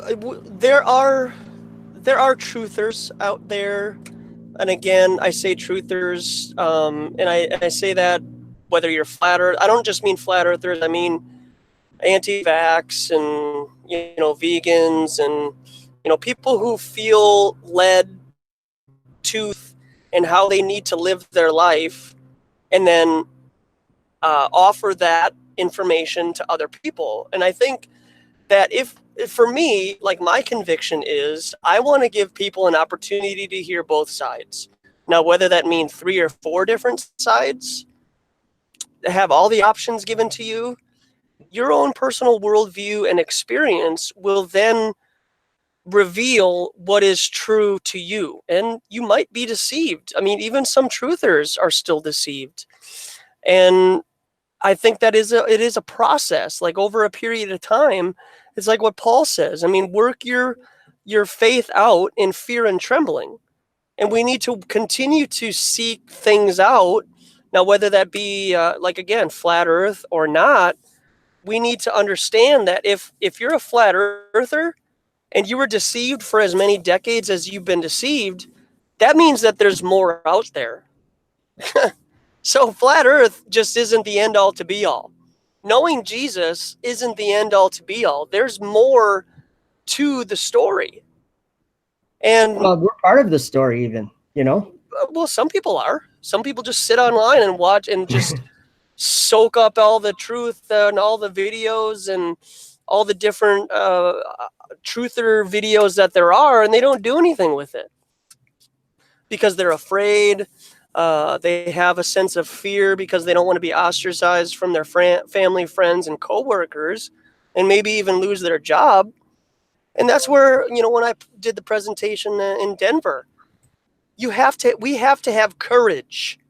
Courage means knowing that there is fear and that there is the unknown, but continuing to move forward anyways. Knowing that persecution. That's what courage is. Yes, knowing it's coming, and I can handle it. That's what I've learned in the last just few months. I've learned there is a way, and Josh, you're a pro at this, man. I love what you say about this, but there's a way to have a conversation with everybody that you talk to. That's, if it's not fruitful, it doesn't have to be anti-fruitful. Like, there's a way to discuss these things without letting that spirit of whatever take over. You know what I mean? Like that, because people get very angry. Well, because you're attacking their own personal knowledge of what they think about this place and their worldview and their experiences. Most people who live in the Matrix, right, have this idea that the people whom they voted in, whom they've learned from, professors and scientists and so on, wouldn't lie to them. And most of those people, you're right, they wouldn't lie. But they've also been educated by the foundation of a lie. And they have ignorantly continued to project that ideology through education, because if you're educated, then that means you're smart. Well, no, it just means that you're really good at memorization and then regurgitating what you've learned. That has your education has nothing to do with your intelligence. It has everything to do with being able to memorize things. It's like patriotism towards a team. Like what? Yeah, right. Yeah, you have a bias. Yeah. And so if you have a biased worldview or a story, a narrative that's been given out, and you refuse to listen and take in anything that goes against that narrative, you're in a religion. I mean, and as harsh as that might sound, a lot of Christians are afraid to listen to anything that has to do with going against the common narrative, because then they go to Romans 13 and say, Well, God instituted all these governments and these people to be in power. So if God put these people in power, then that means that that's right. Well, he also allowed Pharaoh to be in power, right? And he used Pharaoh as a means to show positives and negatives about his treatment of his people, the Israelites. Yeah. I think you make a good point. God does things that we like. There are definitely things that have to be done or whatever because God did them or whatever. But like you said, it's not always going to be something we can interpret in the moment or as something happens in our life or something that we can interpret it as, oh, that's a good thing God said. It might not feel good or seem good at the moment, but if we follow through with what he's showing us by his spirit, I'm learning now that we are just about to our goal is what I'm going to say. And I'm not saying that we've reached enough people, but that there's a time that that's going to be cut off, whether we want to or not. We're going to be cut off because of how the world is not receiving it. It's a scary thing.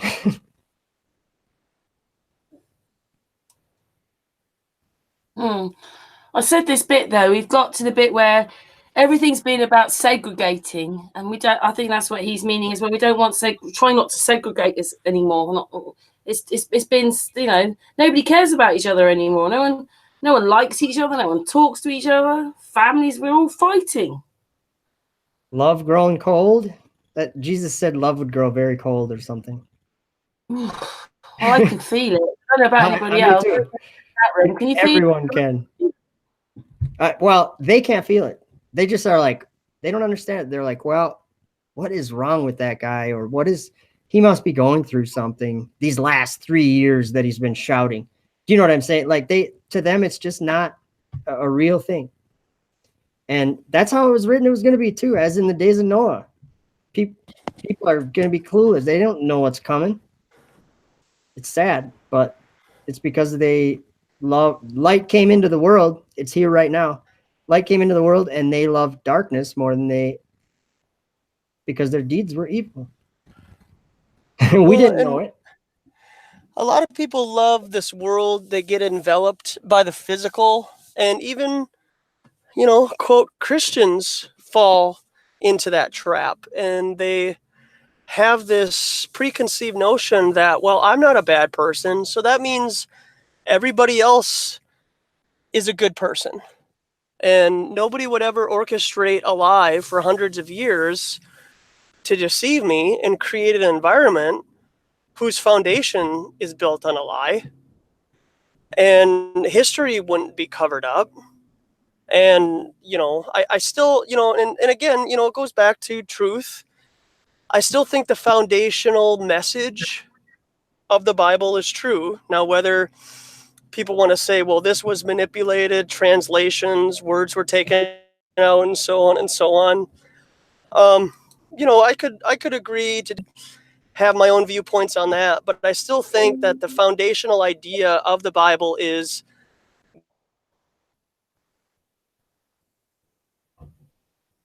as a man lived a perfect life and died for our sins. And I don't think a lot of people want to believe that because that's a gift. A lot of because they work at their job and they see the fruits of their labor, which is money and monetization, so that then they can buy stuff here. Nobody would ever, you can't be gifted something as powerful as that. And I think that that's where a lot of people, like, they feel like they have to work for their creator to get some kind of reward, and that might just be where it ends.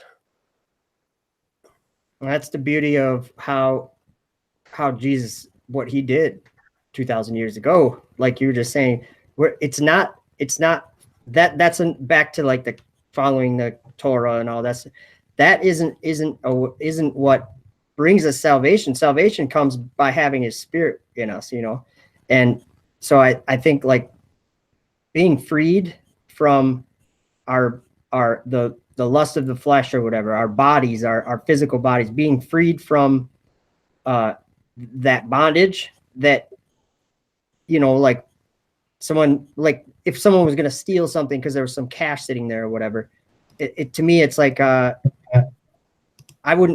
think that the people that are seeing truth wouldn't do that anymore. They would kind of go, no, that's not going to help anybody out, you know, but not everybody. Someone else has joined the hangout. Greetings. Uh-oh. It's Horry. Hello, everybody. Horry Oh, Sheep that Show is cool. here. How you doing, Horry? Doing Hello, good. Horry. That's How are quite you dramatic. guys?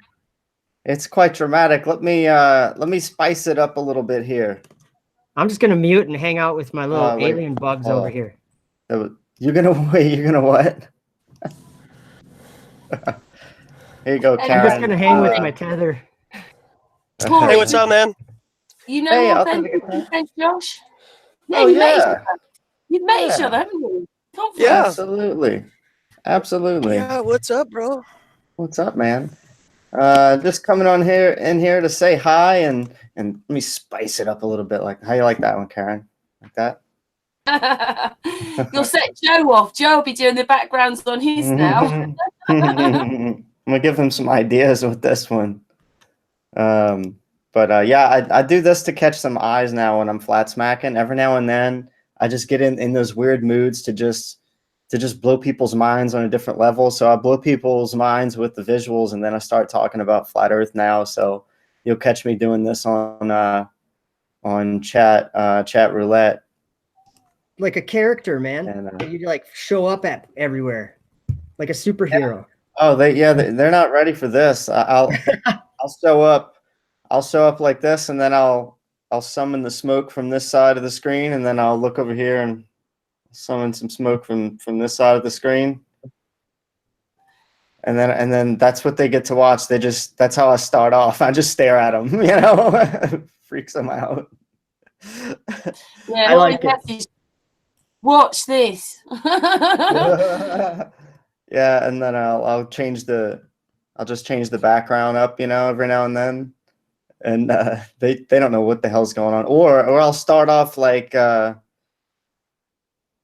sometimes I'll start off just like, hold on. I don't normally do it with the headphones like this. But I'll start off just simple in the living room set, you know. And then out of nowhere, I'll try as craftily as possible to say, oh well, hold on, I'll be right back or whatever. Wait, I gotta get set up first. I didn't realize how difficult it is for me to actually set it up like this. Yeah, so I'll tell people, all right, I'll be right back, and then I'll put on my headphones or whatever, and I'll go down, and I'll try to do it. I know you could still see me right now, but I'll be off camera. I'll be like off way over here, and I'll be clicking the screen, and I'll just come back. And, You have it set up. Yeah, bam! I'll just have it all set up. Like I'll cool. just pop back and go. Just everything will just change, and they'll be like, "What the hell is this now?" Yeah, it just blows people away. Like from the living room to this. Especially if you can Drastic keep talking. transition. Like if you can keep the sentence going or whatever. Yeah, I have the like the monitor over there usually, and I'm about ready to click everything, and sometimes I have it even set up to do this. Oh no, I don't have it. I have the beach stinger background that clamps down, so it's like that transition, and so then they think I'm a lot of them will think I'm just CGI, and they'll give me the test. They'll be like, "Do this, bro. Do this." And I'll do that, and they'll go, "Oh," yeah, they'll freak out. Hold up 2 fingers, 3 fingers. It's hilarious. That's great. It though. is. Then you flat smack them. You're like, "Oh, world's flat, you guys." Yeah, exactly. Anyway, just a minute ago, Josh was sort of talking about the fact that he'd like things to change, but in a sense, you've all met each other now properly, haven't you? If you hadn't met authentic Josh before, you've met Horry. So that's really good. It is slowly changing, isn't it, guys? Come on, it is. Oh yeah. Right. Yeah, we know we're real people, you know, and we can see that there are different avenues for sharing truth and for sharing opinions, and you know, because we do, you know, fortunately, unfortunately, live in an age that is very electronic and social media grown, and I do see that as a positive and a negative, because there can be the negative side where we're losing the interaction of being who we really are, and that's human beings. Touch and being able to, because I think that using the medium of social media, even through that, we can lose the conveyance of our voice and our intent and how we really are trying to project our message. And it's becoming digitalized. And I say that, for example, there's a lot of people, and I do say a lot because I do think that there are multiple channels out there who use voice modification, and you know, you'll be listening to somebody who sounds like another person, and you'll be like, no, that can't be them. They can't have 3 different channels and then they all sound the same. But it really is the same person, and they're just using a voice mod.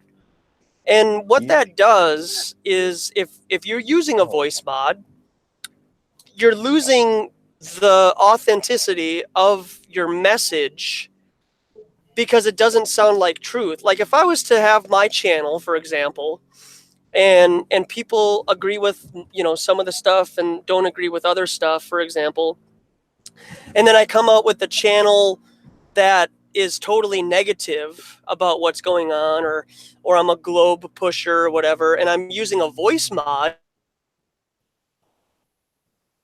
and then think that that's truth. But then I'm speaking out the other side of my mouth, because then I'm using my real voice through the interwebs. And I don't know, I'm just starting to kind of get that feeling that people are being more convinced by what they hear and see online than if it was something that they would hear in person. I don't know. I hope I'm not confusing people, but there is that aspect of using internet manipulation to try to convey your message where you wouldn't be able to. I think people are, I'm just saying that people are becoming more and more dependent on technology than being able to go out in public and convey the same message. And I think people would get tripped up. And I'm not trying to, you know, say anything negative towards people who do use green screens and video and so on, but if you're so confident about conveying your message online, would you be able to use the same information talking to somebody out in public? That's a good point. And Josh, I know exactly what you're saying. You're not ripping on people that are not going out. You're encouraging people to go out. Now, I can speak firsthand because I've been, actually only once, but I've watched Josh doing his thing. And for me, I'm not as comfortable. I'm not as comfortable as you were, Josh. Do you know what I'm saying? I'm not saying you're better, I'm worse, or I'm not saying anything like that. I'm just saying that I wasn't as comfortable as you were. You were like, no, let's talk about this. Let's talk. Like, you knew exactly where to go. And you had these guys who were commercial builders, and they were, right? I think they were commercial builders. And yep. They were very intrigued by what you were saying. And so I've been wearing this around to everywhere I go, pretty much, the stores and stuff, and it does bring up a lot of conversations. So I'm getting better. But I know what you're saying for sure. There's a different element of when those guys went home that night, I guarantee you that they were thinking about what Josh was saying and the truth that was being shown to them in that parking lot.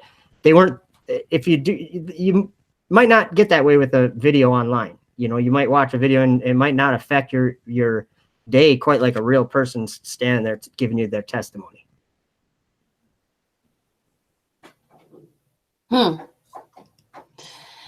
Yeah, well, we're all helping as we can, can't we, in our own way?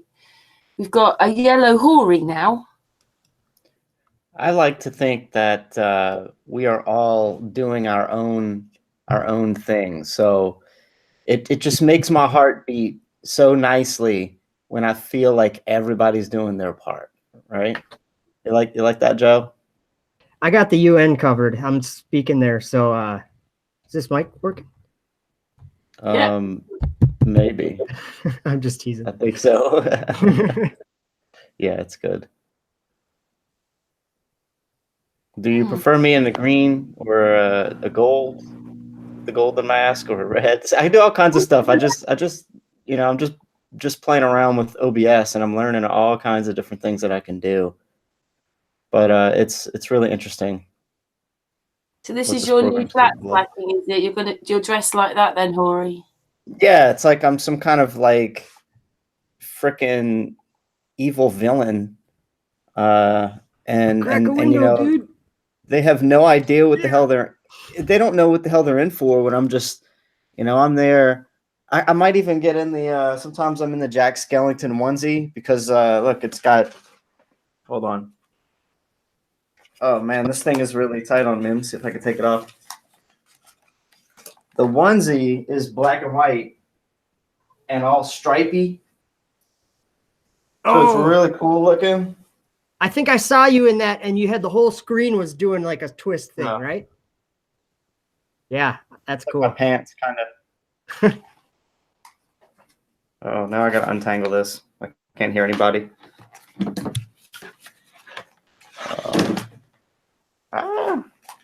It's all the smoke in there. He can't see what he's doing. Anyway, Horry, you enjoyed the conference, did you? Because I haven't spoken to you since. Me? Yeah, I did. I've spoken to you. Oh, I had a blast at the conference. I really did. I stayed up for like two days at some point at the conference. There was a lot of people there who knew truth, and that was just had a super huge effect on me when I was just be walking through that hallway or wherever. And anybody that I, walked up to, came across, like half the people I knew already, but just to be there, something very positive about truth and the people that spread it. Did you all stay in the hotel there then? Did you stay there, Josh? The Crown. The Crown Plaza, right? Wasn't it? Yeah, I just called it Crown Royal with cheese. Crown Royal with cheese. Did you stay there as well then, Joe? I stayed, I forgot what it was called. The one next door. What was that? I don't remember what it was called. It was all that's why you weren't in my room for the lemon drop martinis.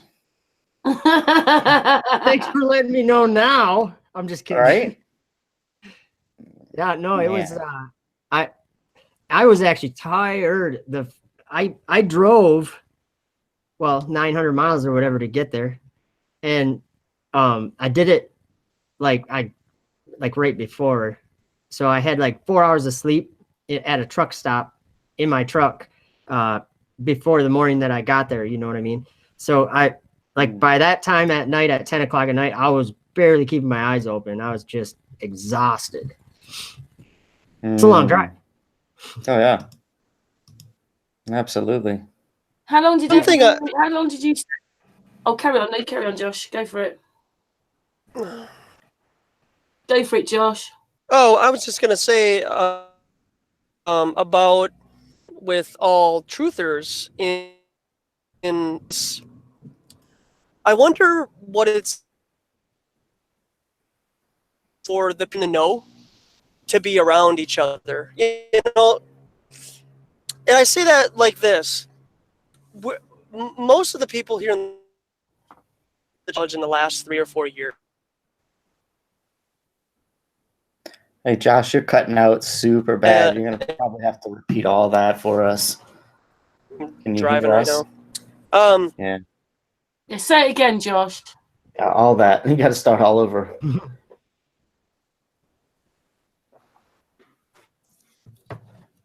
I'd have lost him. Maybe he'll get into a better. He was Go- driving, did he say? Yeah, I'm driving. So go ahead and talk. There he Go ahead goes. and talk. I think I know what he was saying. He was saying something about when you get that many people who are. He was kind of talking about that, I think, but I couldn't hear what he was saying about it. I'm not exactly sure where he was going with it yet. Yeah, go ahead and talk. I'll be back in a minute. Okay, we're sounding all right now. Do you want to say it now? We sound okay now. Yeah, I was just kind of saying that let's call them like elites or the celebrities and the politicians and whatnot.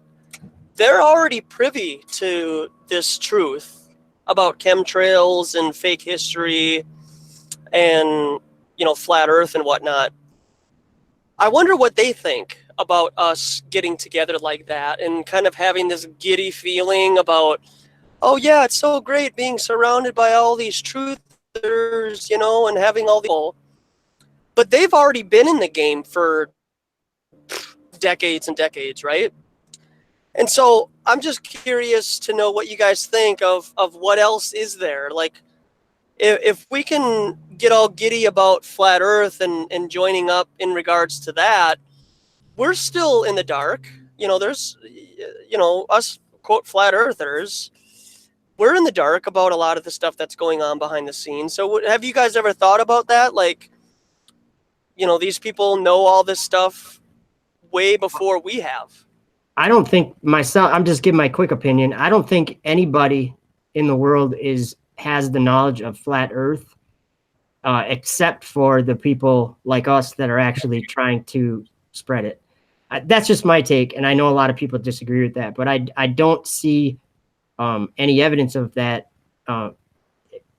Yes, there's a lot of information about the Earth being flat, but I guess what I'm saying is the recent 3 years, I think, is it's being revealed, and I don't think that has anything to do with any people, myself.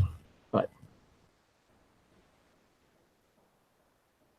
Oh, we've lost. Oh no, who have we lost? Oh, we've lost Patricia. What do you think about that, Karen? Do you think that there are people out there who know the Earth is flat and they're looking at us as if like, oh well, welcome to the party?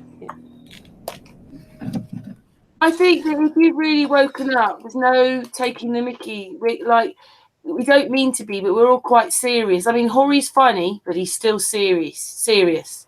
Joe's serious. You're serious. I try and make it a bit light-hearted, but I'm serious. How many people in the chat room? Marilyn, spirit level. She's serious. This isn't a joke, is it? We're not joking. I don't think if everybody's awake, everybody's welcoming. Yeah. Yeah, I actually find that this is the only way I can have conversations with people on chat roulette. If I'm just sitting in my living room background, I get skipped 100% of the time. Like nobody really wants to sit there and really talk. So I have to really grab them with the visuals. I get so much more interaction with this. So Can I just say, sorry, Horry, 2 seconds before it goes. Paul on the plane is in the chat room and he says it's not a joke. Carry on, Horry. No, it's not a joke. Looking at Joe over there. I'm shaking these bars before we get off the air, Karen. You've got to get out of prison. Let me out. I have so much fun. I think it makes a difference when you are out in the street, isn't it? Like Josh, and you do it a slightly different way, Horry, because you're seeing that a lot of people still aren't waking up, are they? No, they're not. A lot of people, I'm finding out, they've heard about flat Earth, but they're not. They're not really looking into it. Yeah, they didn't really start doing research yet, you know. And some of these people, their opinions can be swayed a little because some of them, they've heard about it from a couple of people and they haven't looked at it at all, and those are good. But some of the people are like, oh, well, I saw, you know, Vsauce's video and Vsauce debunked it, and it's like, yeah, but you see, and then I can help say, no flat earther thinks that the Earth rotates, and Vsauce's whole video is based on the freaking Earth rotating. Yep. So I'm like, dude, no flat earther thinks that the Earth is rotating like a spinning ball. So We're going up like this all the time. yeah, and Yeah. that's, yeah, we're not rising and rising and rising to the beat of, what is it, 9.832 whatever. yeah, whatever speed. Yeah, so and when they hear that, they go, oh, so you don't think that? I'm like, no, nobody does. That's a scam. And then, oh, and then that'll get them looking into it again, you know. So a lot of Isn't people that I'm crazy finding how are looking, you know, they've heard about it already. I met a lot of people that, because a lot of people, when I'm wearing this shirt, a lot of people say, like, this is what they say to me all the time. Does it really say that? Does it really say that? Like, the Bible says flat earth, and I'll be like, I'll just point them to Nathan's website. I'll be like, flatearthdoctrine.com, 240 Bible verses right there. Go look at them, you know. But it gets people looking.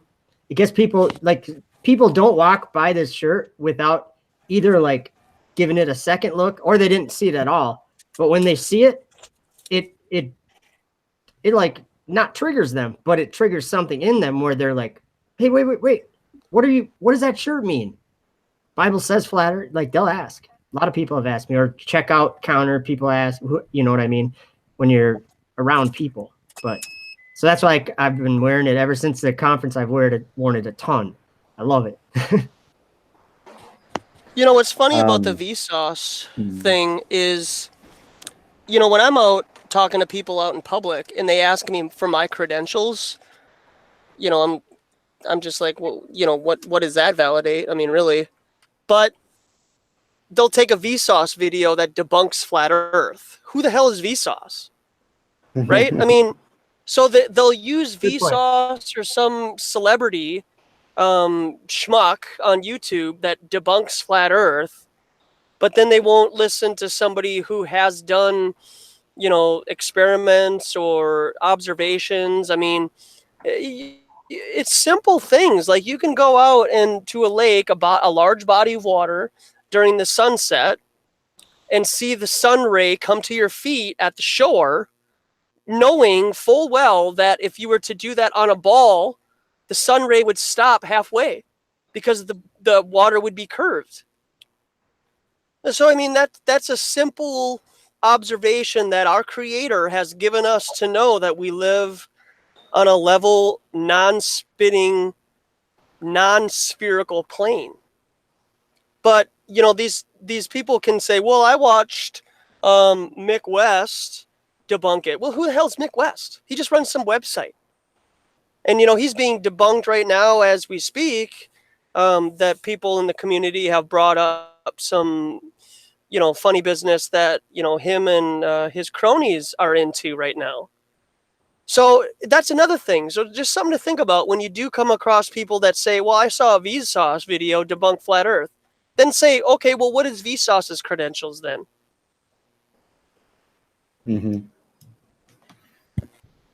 Sometimes it's not really about credentials with people. They just will believe anything if it's well filmed, or if it's just high quality HD footage, you know. And that's a thing that's, I think, a subliminal problem. Because look how choreographed the news is. Hell, look how choreographed, like, sports and stuff is. All the Sports Center stuff on ESPN, all that stuff. I mean, like, that's all. There's a certain way to film things, and it gives you a certain bit of credibility, and when that trickles on into conspiracy theory land or debunking it, it will weigh in, and certain videos will make you believe them versus other videos just on how they're filmed. And That's a problem. People need to do their own research. That's why it's important to start getting out all these laser experiments. The long distance laser experiments are really important. And I think we can do better now with the infrared stuff. So I hope they combine the mirror test and the infrared. I would love to see how that goes. What you think? Is that possible? Would that even work? Well, it's the 12 days of Christmas. And if this is your first time talking about this stuff or listening to this, or, you know, you gotta go out and you gotta separate yourself from your friends and family, be alone, and look at this stuff. Fake history, mud floods, flat earth, chemtrails, vaccines, 9/11, for crying out loud. If you still think that 9/11 happened the way that the commission report says it does, then ask yourself, if the official narrative doesn't include Building 7, you need to figure out what's going on in this reality, because the wool has been pulled over your eyes. If you claim to be a follower of Jesus Christ and you don't think that there's any lie or deception going on Earth right now, you are deceived. If you want to just be complacent in putting up your Christmas tree this year and go along to get along, you have a lot of nerve, to think that there isn't a massive deception going on. And once you get to the point of, acknowledging that there could be a possibility that a narrative that we have been given by mainstream and our government and our educational system that isn't adding up, that's when you start to humble yourself. Well And said. it takes a while. It takes a long time. On the head, humble, and that's what a lot of people have forgotten. We've got to remain humble somehow. It is a bit hard in the deep, dark world out there, because everybody's not humble, are they? They're selfish and ignorant, and think Don't they have know. to be humble up here in the ISS. Joe. Yeah, they called me up, so I took a quick rocket up here, rocket ship. I'm still getting used to Horry's new look. Rocket Man. Oh man. Speaking of, using rockets and whatnot in exploration, having been in this conversation and listening to people wanting to do exploration, and it almost seems like that's an obsession now. Like, okay, you're a flat earther, so you have to go along with the exploration idea.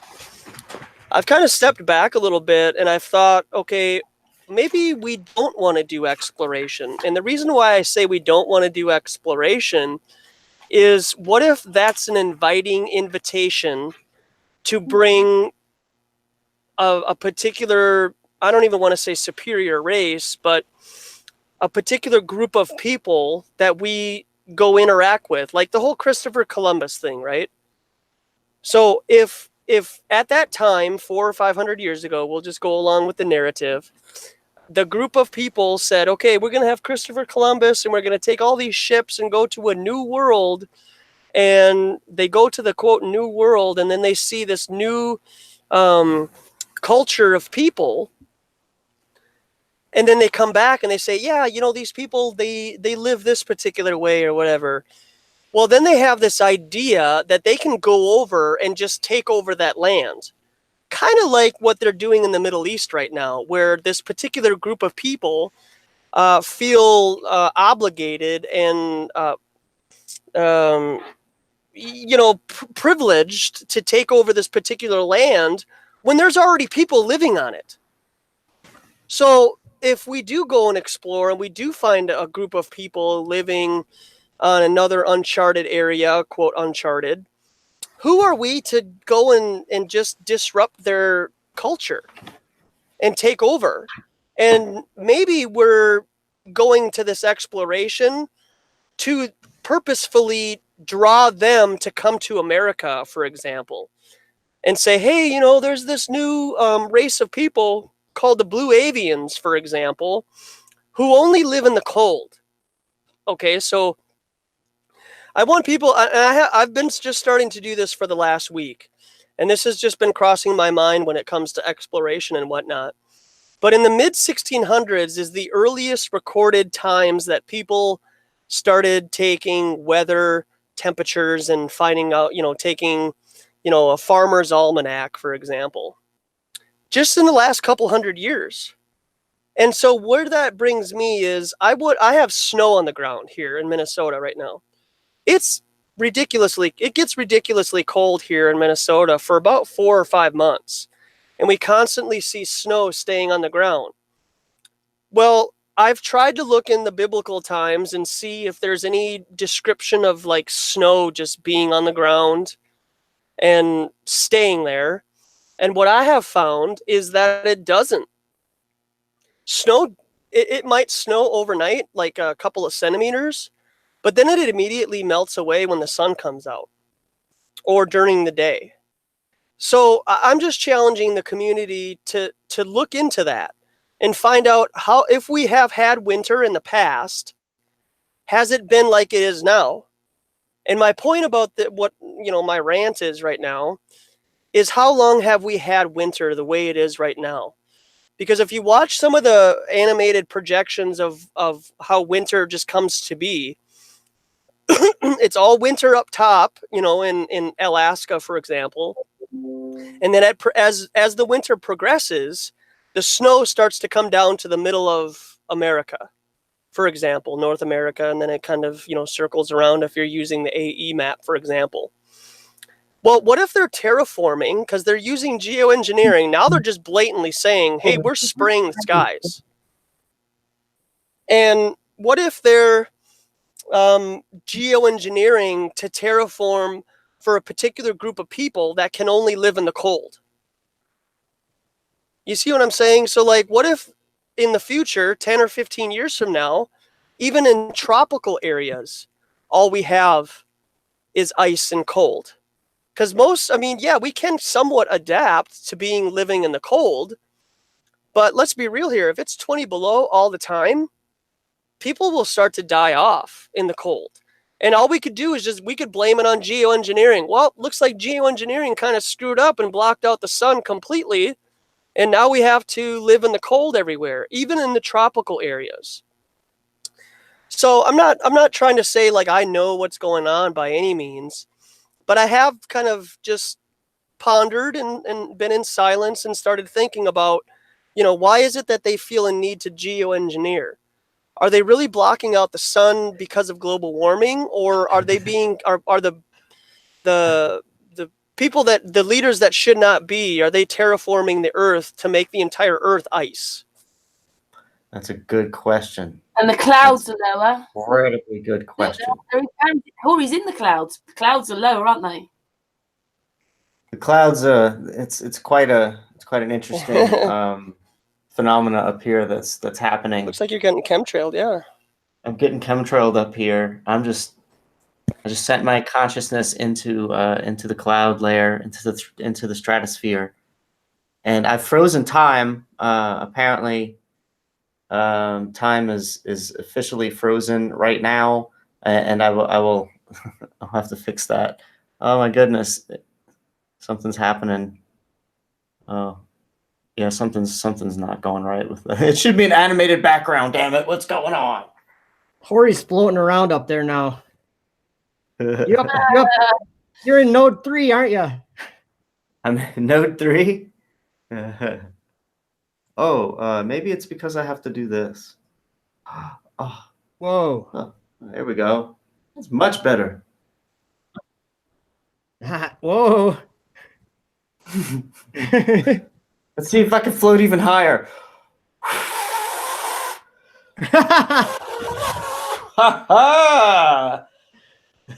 Gravity.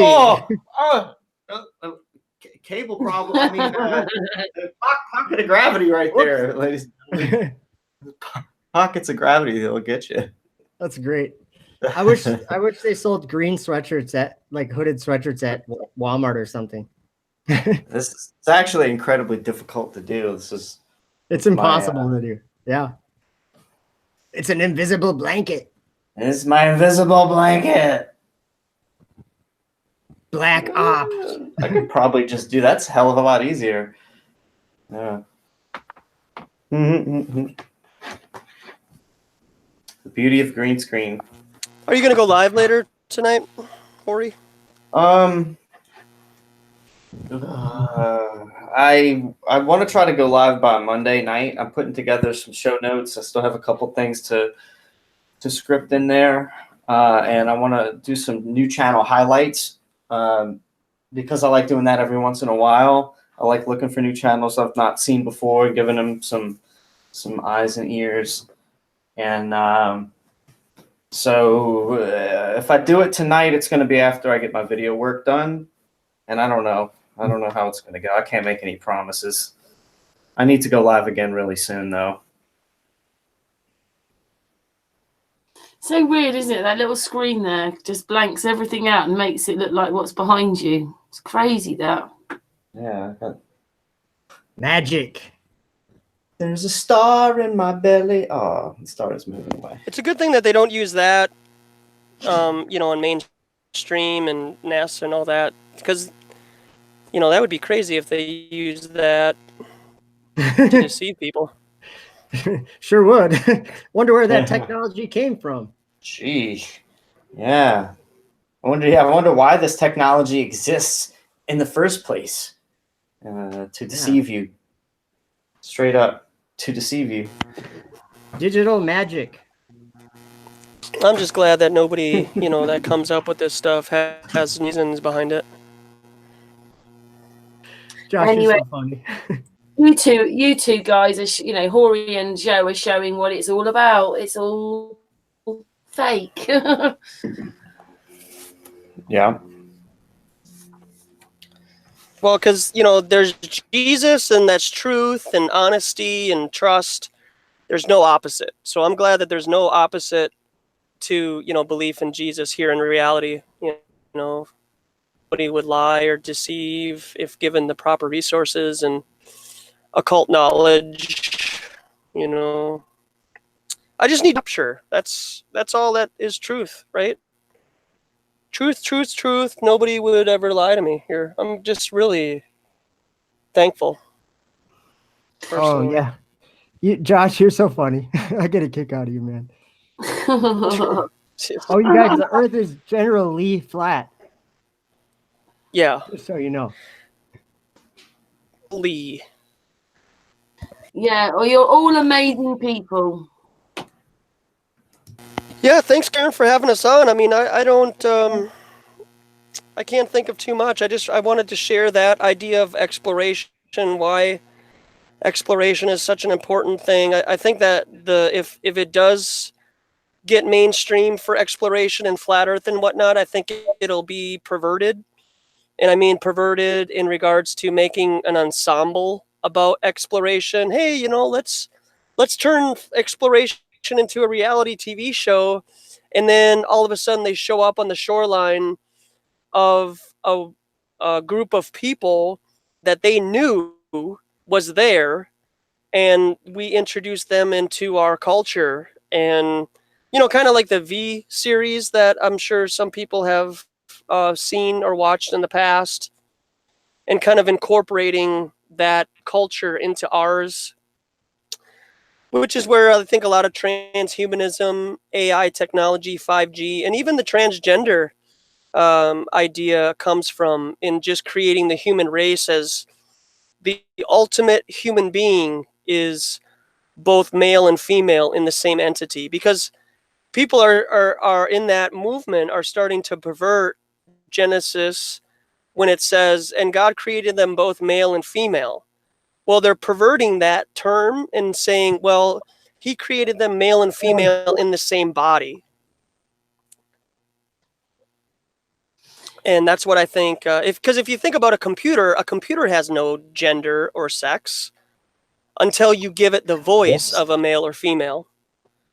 And just think of Siri and Google and all these other automated computers that you are able to, quote, talk to, all have female voices. Show me an AI that has a male voice. you know. One thing There was that time that you could get the voice of Hannibal Lecter as your car navigator. Horry, you got to have this Yeah. one going. You got to have this background going. It's just footage of SpaceX launch. I'll get out of the way. But dude, if you guys think about this, okay, in the Bible it says, and there was war in heaven. And this was something that John visually saw with his eyes. We're watching it, we're living it, and we're against it. We're the ones that are beating it up, I guess, beating it or whatever. I'm gonna remove myself for a second. Look at this footage, is crazy. Let's see, I gotta figure out how to do this. It looks a bit like Horry's with his thing flashing around. Okay, there's the rocket. See what it does to the firmament or whatever, the atmosphere? See that hole right there? Now this is war in heaven. This is what's going to bring down the stars. I mean, I don't really know what else to really. Yes, it's a rocket launch, and yes, okay, let me run this by you guys. Air? No, there's no air. There's no water. You have to drink your own urine. There's no pressure. There's no life. There's no land. There's no anything in space. Is it space or is it just heaven, the celestial realm, a different realm entirely? Look at this. What is that? Yes, we have a physics explanation for what it is. Oh, it's a rocket launch and it's shooting jets into the atmosphere to direct his. Yeah, we have an explanation for it, but what about God? What does he think sitting up on his throne about this stuff coming shooting these arrows at him? I'm just saying that this already happened once with the Tower of Babel, and God sent them strong delusion that time too. They sent arrows and spears up to heaven. And you can see my hand when I put it over there. And God sent the arrows down covered in blood so that they'd think they had some kind of victory. Like that's what this is, the space station and stuff. As far as being real, it's not even in a place. It's in the celestial realm. There is no space. It's just angel, like God created heaven and earth. He didn't create this little in-between wasteland that, and why are we going there? It's nothing but death. When astronauts go there, immediately their bones start deteriorating, their heart shrinks.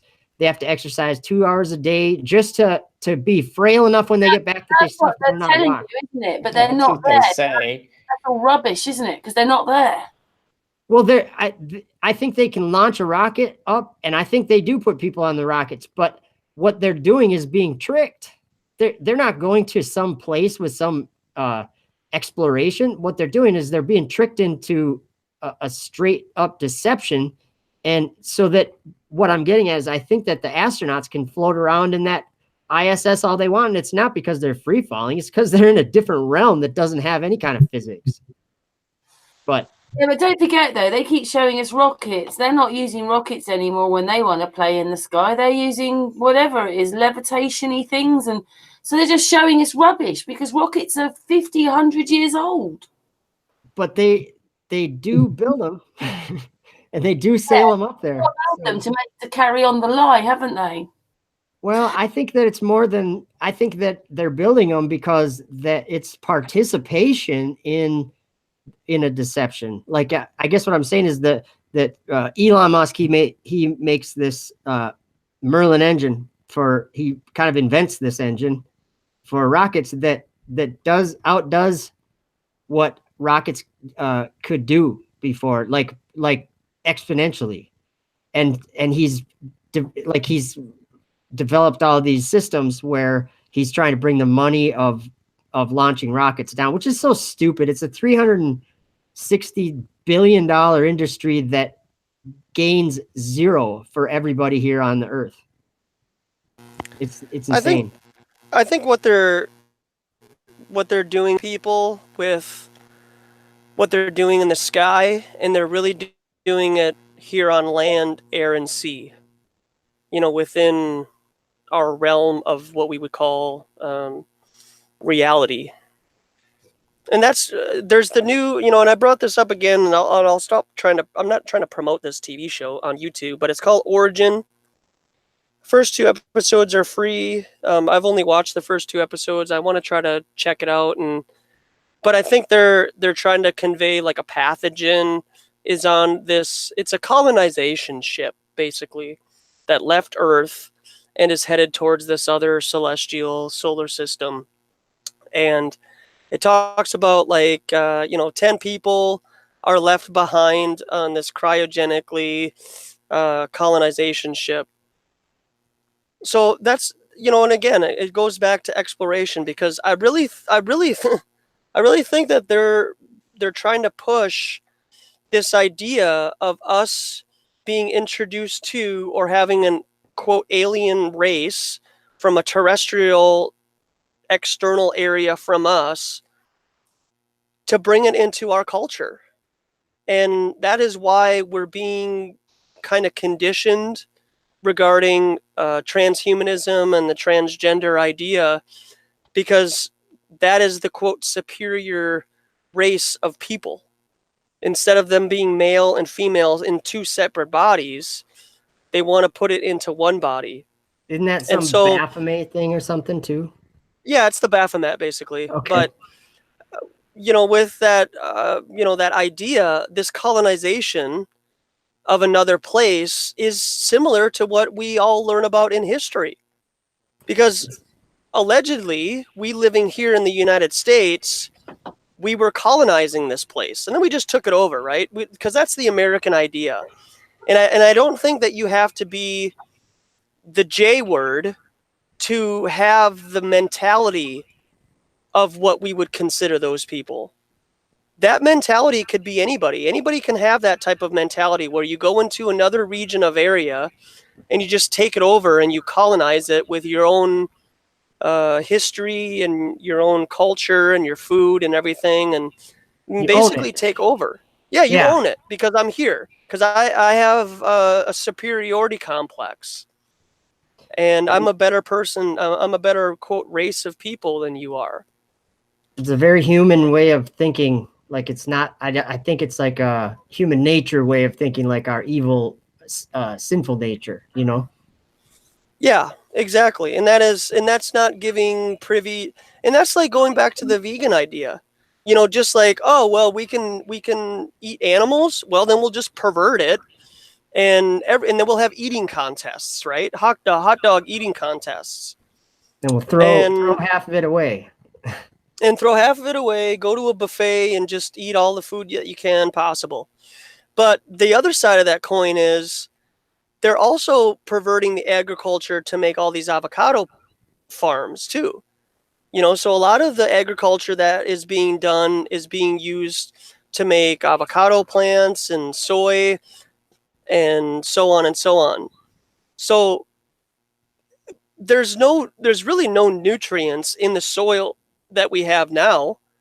There's no benefit of majority of the soil that we do have right now because it's all dead. We pervert. There's no minerals in it. Everything. We pervert everything. Yeah. That's just what we do. Like we're and that's the thing. That's what we're learning. We're learning like, whoa, look at what we've done. Look at what we do. And then we've turned around. We've left that. Like we're like, we want anything but that. And I think that again is just the spirit of truth showing us what reality is, And we have to compromise. I mean, there has to be a massive dialogue about what is acceptable and what is not acceptable behavior and how we treat not only the trees and so on. I mean, how can you have global warming when there's too much CO2, and that's how trees allegedly can procreate, right, and grow, is they take in that CO2. So it doesn't even make any sense. And for us to continue to live by this idea that we have fossil fuels, there are no fossil fuels. This is regeneration. We can renew gasoline and have real fresh water and not like they're doing in California, recycle human waste water. You're going to recycle human waste water and then give it back to the people? Are you kidding me? Yeah, dude, on ISS, they do that all the time. Sorry, I had to. Come on. That's totally unacceptable behavior. That is Just not just a little pee-pee, bro. that's overboard though. I mean, we have renewable fresh water available to us.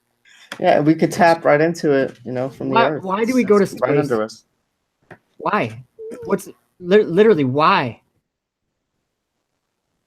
There's nothing there. We need to focus on another universe. Yeah. We've That's a also, lot of right? money So we they're might as well making, go just off take it. onto another planet and go destroy that planet. I mean, that's the mentality that they have. Well, we've screwed this planet up, so we might as well leave this place and go colonize another planet and then go pervert the hell out of that planet. No, Josh, that's it. Oh, go ahead. Sorry. No, I was pretty much done with that. I was just going to say about perverting things, like what we go to, what does Elon Musk want to do? He wants to go terraform Mars or whatever, right? Okay, that right there, I know it doesn't sound like an evil thing or whatever, but the idea that Elon Musk said he's going to create a world, think about that from God's point of view. That's all I got to say about that. That's why I have Elon Musk in my sight for all this stuff that I'm seeing in the Bible. He fits that role. Like, he's blaspheming God bigger than anything. He put a Tesla Roadster in God's tabernacle. That's a problem in God's temple. You know what I mean? Like in heaven. It's just wrong. And I think that's written about too, specifically. I think the Tesla is in the Bible. An abomination that stands in the holy place. Or it could be the ISS or something. I don't know. It's all coming down soon. I know that. And how much longer can they fake it for? Oh, it's that whatever they're doing, it's about up. The gig is almost up. Can I tell you something else that's on there? It was a lot of this information was on this one where Bowen was outside. It was his first trip outside. But there's even a word, BITCH, on there. You can hear them say it. They didn't mask it over. Children watch this. On what? What was that on? On the videos. I recorded it. It's on Sun and Moon. It says the word BITCH. They say it, and even if it wasn't meant to, and it's just making it sound like that. You can hear that word. So why are they allowing that out when children can hear it? I don't know. Well, it's just evil, isn't it? They're supposed to be. I tell you what I think it is. They've got so blasé about everything. They don't care about all the mistakes because the majority still believe it's real. I think that part of it too is that you guys know this. It seems like everything that we kind of expose or we kind of like look into and go, hey, there's something wrong here, and we kind of start investigating and researching a topic or whatever. Seems like every single one of those things, there's always these areas of whatever information or whatever that are gray areas, gray enough where a person can decide to like default to no, you don't understand what's going on there. And they land on this ledge, and then they just stay on that ledge. And like every lie has like all these ledges that people can just hop onto and stay there. Like they can just, no, I believe this. But to me, it's just like a game. It's a game, but lies are being exposed. That's all I care about. I'm happy about that. It's supposed to be that way. Thing is, now I realize this, but we live, eat, and breathe. We don't even sleep anymore. We become the night people. So what's going on here? We're in it. Our souls are. It is, isn't it? Come on, everybody in the chat room. Bling bling. See oddity. Animus. Animus. Globexit. Come on, we're Theresa. We can't do. We can't just turn our back on it, can we? Jin. Sorry, Jin. Hello, Jin, my darling. Yeah, we can't turn our back on it. Oh yeah, Joe in the chat. Hello, you. I had to. How do you actually say that, your channel? Mine? Yeah. Oh, it should be plain and simple. Effed up world. Oh, I see. I'm sorry. I'm so thick. I Effed get up it. world. Well, it's funny because Yeah. I ended up like I made my channel a long time ago before Flat Earth or anything, but just like for pictures and or videos or whatever. And I think it's funny because of all the things that my channel ends up talking about more than anything, it happens to be Jesus and like what people would and then so a lot of the channels that I go to, they won't say my name. I go in the chat and I'm a blue wrench in the chat, but they'll be like, "Oh, you're here. Hi, Joe." Like they won't say effed up world, but I don't blame them, but I'm just saying it's funny how things turn out, I guess is what I mean. That isn't really the most choice name for someone who's for a channel that's trying to preach the Bible or something like that. You know what I mean? But at the same time, it's just the where I'm at. That's truth will do that to someone. So it's almost like a testimony too. A little bit. I don't really think there are swear words really. Whatever feels right, bro. Whatever gets the word out and you're not hurting anybody. Yeah. No, I'm just kidding. You look good there in the clouds or the chemtrails. They're swirling around you, Horry. Oh, them ain't chemtrails. Yeah, this is I don't know what it is, like a comet or something. I'm chasing in the clouds here. Dude, it's the dark energy, but it's light around you. And I also like Josh's bit about going north or south. I think in a period of time, someone's going to do it, aren't they? Or are we that stupid that nobody's going to even try? I don't think there'll be time. Myself, that's my take. We're running out of time.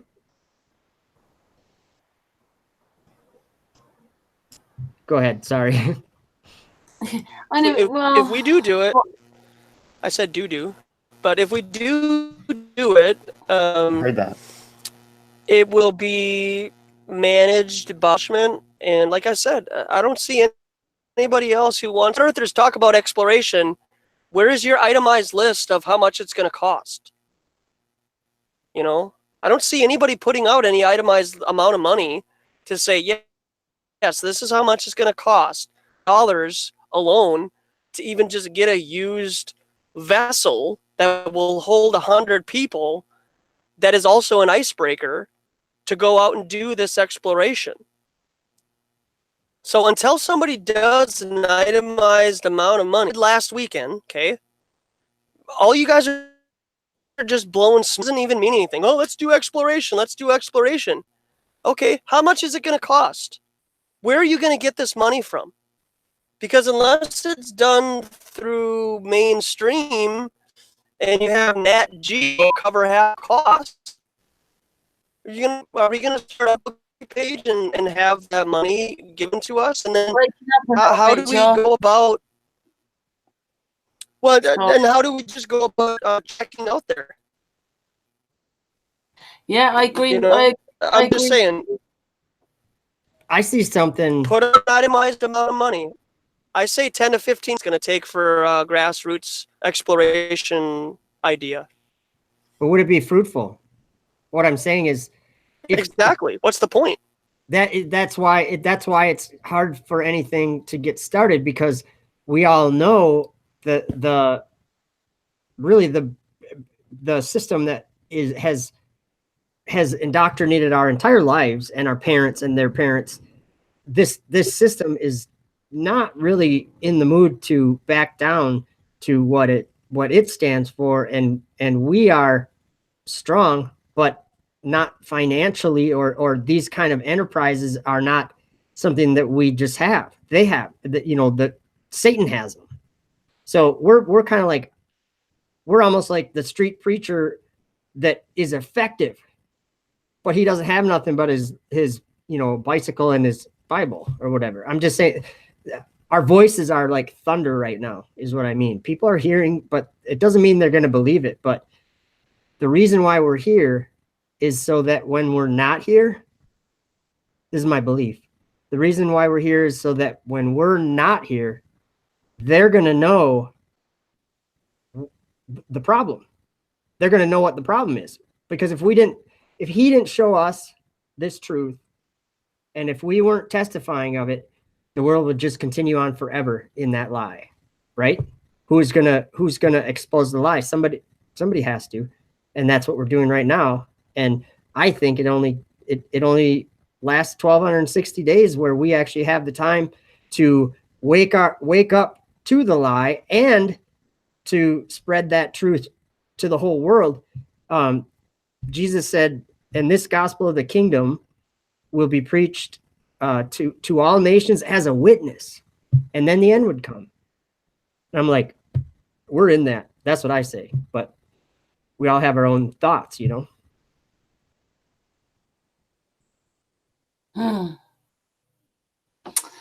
Yes. Oh, by the way, Bling Bling liked your new set, by the way, Horry, in the chat room. Oh, thank you, Bling. How you doing, love? Yeah, someone else who went to the. Did you, Josh? Did you meet Bling Bling? Is he there, Josh? Hello, Flat Earth calling Josh. He must have cut out. I met her on your show. No? Oh, you are there. Can you hear me now? Did you meet Bling Bling when you went to the conference? I did. I gave her a big hug. She's in the chat room. Hey, Christine. Good to see you out there. Can I just say we've kind of been going for nearly 3 hours. It's quite a good time to kind of sort of finish. 3-hour hangout, quite long enough for everybody. What do you reckon, guys? That's cool. I gotta go in just a minute anyway, so it's fine with me. But it was for sure. fun hanging out with you guys. Can we do the bit where Sorry, Josh. I was just saying I've run out of things to say too. Well, shall we say goodbye on air, and we'll say goodbye to each other off air. We always say goodbye off air on the hangout. Anyway, that was a really great hangout today. I think it went a bit on fire at times, and great being in the ISS and etc. with Joe. And it's great being. What were you, Horry? What was I? Yeah, when you came on, dead. I don't know. I was just it was just some special, I don't know, whatever you'd call this right here. Let me put it back on just in case Bling hasn't seen it. This is what I was doing earlier, Bling. Check that out. CGI, baby. But that's pretty cool, no, I just wanted to tell everybody I'll do a show coming up here soon. If it's not going to be Saturday or Sunday here, then it will be sometime Monday night, because I might go to California and hang out with Dan the Waterman and Flat Earth Dude out there on the California Strip. And I think I might spend some glow lights to attract people on over to the Flat Earth booth. So that's what I would try to do if I'm going to try to do that at all. But so if I don't do that, I'll try to go live this weekend. I'm gonna do a new channel highlight show for the most part, and cover the latest news and proofs that we've seen. So I just want to throw that out there. But it's not going to be on the Horry Sheet Show channel until 3 more days is when I get off of that ban from. Oh my goodness! How'd you get banned? Right.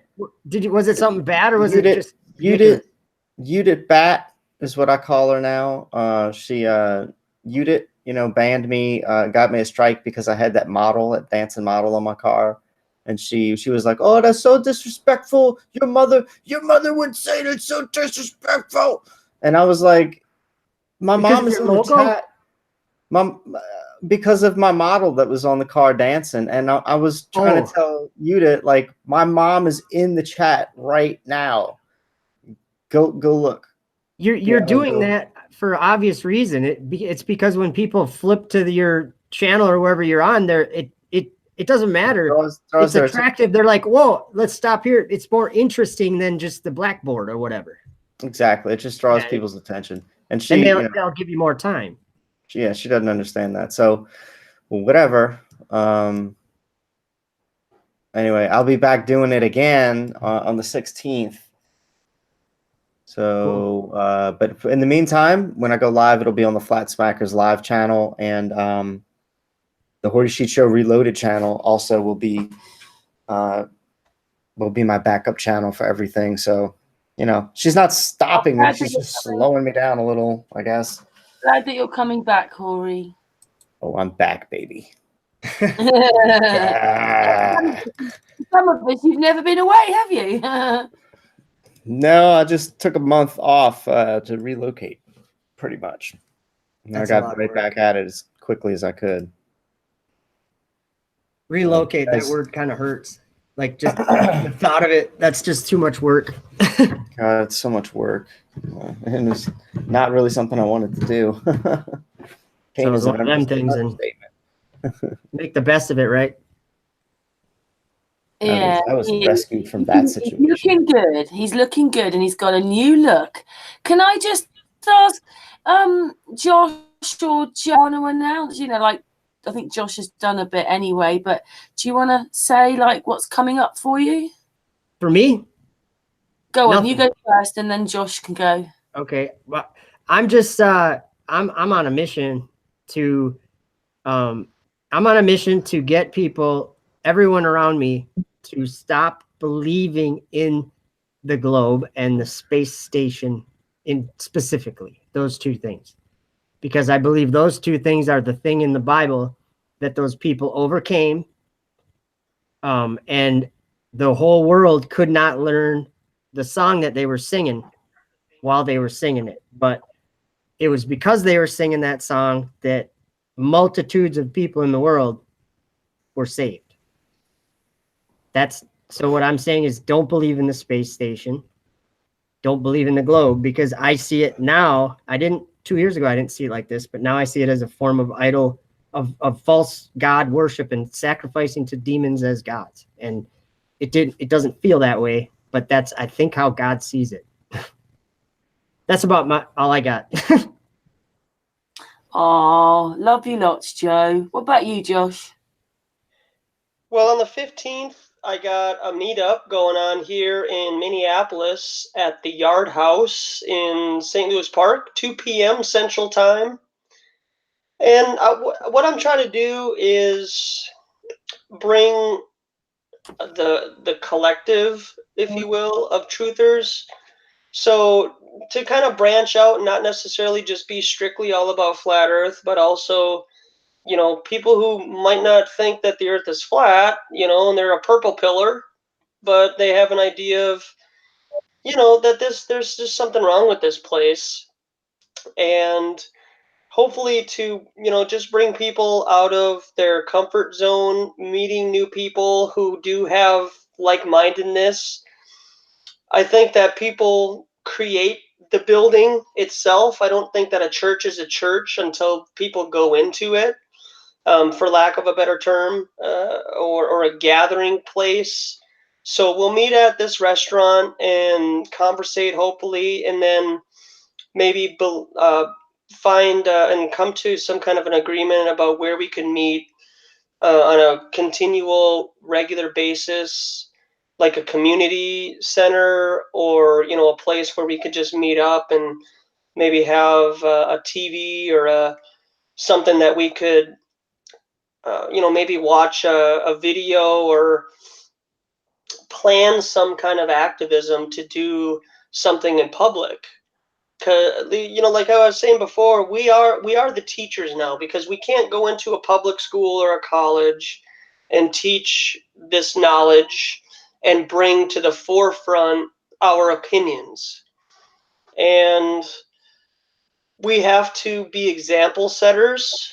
I'm not saying that you need to be perfect and clean up your entire life or anything, but going out and starting that with the intent to help change other people's lives will then bring to your own life conviction about what it is that you should or shouldn't be doing in your own personal life. And I think that that's where it starts, is it starts with your own personal convictions of this place, and then bringing your knowledge, whatever it is, mud floods or, chemtrails or whatever, out into the public. And and I can kind of agree with what Joe is saying. I still think that there is a couple of years that we still have to go. I think that they want 5G to be rolled out. They're already starting to do facial recognition at the airport in Atlanta right now. So you can just step up to a camera and have your face be used as, go through TSA. You don't even need to, sit through here and go through the, process. You can save yourself 10 or 15 minutes. So that's that on Saturday. Maybe do something on Sunday. There's a Vikings game going on, and it's supposed to be 40 degrees and sunny this weekend. So maybe try to do some activism. I don't know what that looks like, but just, again, I mean, I love that people are on the YouTubes and Facebook and sharing their memes and their truth that they feel. But I still feel like the most important way to convey our message is to be out in the public and interact with them. So, and then, I'm trying to go live every Sunday night. That kind of is hit or miss on what time exactly. But, Sunday nights, I hope to bring some of my thoughts. If you like to hear them or you just like to troll, that's totally fine too. But, what is it that you're doing, in this community? And do you really care about where our children are going to be at 10 or 15 years from now? So I don't like how this place is right now. And I think that we need to continue to press forward and make a real impact about what's going on. And I'm not perfect, and nobody in the chat I don't think is perfect. So, but don't let that hold you back from speaking truth. So I just wanted to show Josh something really quick. Josh, you could probably use something like this little projector out at your, do you know what I mean? Just an idea. I just thought of it when you were talking there. Yeah, I could do that. If we can find like a community center, some kind of a room where we can gather together 10 or 15 people or something like that, and do, maybe a teaching of activism. How can we help encourage other people to speak confidently in public? Because I know a lot of people probably go out there and might not have any kind of sales experience or experience talking to public, like customer service or whatever. And there needs to be some kind of a training program maybe out there for us to use to help people get confident. And, maybe a lot of people don't think that that's important. How is this truth movement going to help me pay my bills? I really like what I'm doing, right? I like my job. I like my comfort of my home and my family. I don't want this to change. And I think there might be a lot of adults out there who might have even just backlash, that they don't want things to change because they enjoy the comfort of their life. So it's just something to think about, that not only will we probably get trolled by people who have a disdain for science deniers, quote, but also just regular middle class people. Because if we were to have our own way, this whole place would be shut down and there would be no internet. There would be no 5G. There would be no cell phones or anything. And I think we've gotten ahead of ourselves, thinking that cell phones and the internet is a great way to communicate and waste time, and you get to play your online video games at such high speed, and you get to play Call of Duty and everything. Well, you know what, guys and gals? If I had my choice, I'd shut it all down. I would be all shut down, and we would all start over. And we would sit down and we would say, okay, how is this going to benefit society, and what are you going to use it for? Because I'll tell you what, a majority of teenagers right now, especially teenage boys, all that they use the internet for is pornography and video games. And if that's all you're going to use the internet for, shut it down. And we need to start over. I could agree with that 100%, man. Except I like the CGI. Right? I like the pretty movies that I watch that can't differentiate between real and fake, right? Then you kind of dream off into one or the other, right? Yep. I'm going to be showing a little bit of we need to that use our technology. platforms. You know, use your platform. Use your green screens to try to wake up the millennials, right? But eventually there is going to become a time where we need to start drawing lines in the sand and we need to start making moves and changes. And you will go to jail and you will be persecuted and you might even die for this cause. So be ready for that. And if you're not ready for that, then step away. You know, I'm tired of seeing these activists who go out and do activism and say, "Oh, it was a really crappy day today with activism, huh?" Shut your mouth. Stop doing activism then. Because just go away. I don't need you in this community at all if you're just going to be a negative Nancy all the time. Oh, gosh, I wish 20 people would have showed up, but we only had 10. What a crappy day for activism. Then leave. Shut your mouth. Why are you even here in the first place? Activism isn't the stock market. You're not going to wake everybody up just because you've been in the game for 6 months. Plan on being in the game for years and years and years, okay? I'm tired of these people that do activism a couple of times. Oh, this is a crappy day for activism, huh? No, it was actually a great day because we woke one person up. And if it's one person that you wake up or make them to be intrigued about the topics that we're talking about, whether it be mud floods or vaccines, chemtrails, or flat earth, that's a win. So if you're not ready to do activism and go out in the public and talk about it, and you're just going to be a pushover when the police come by your park and say, you know, you need to leave, then leave. Get out.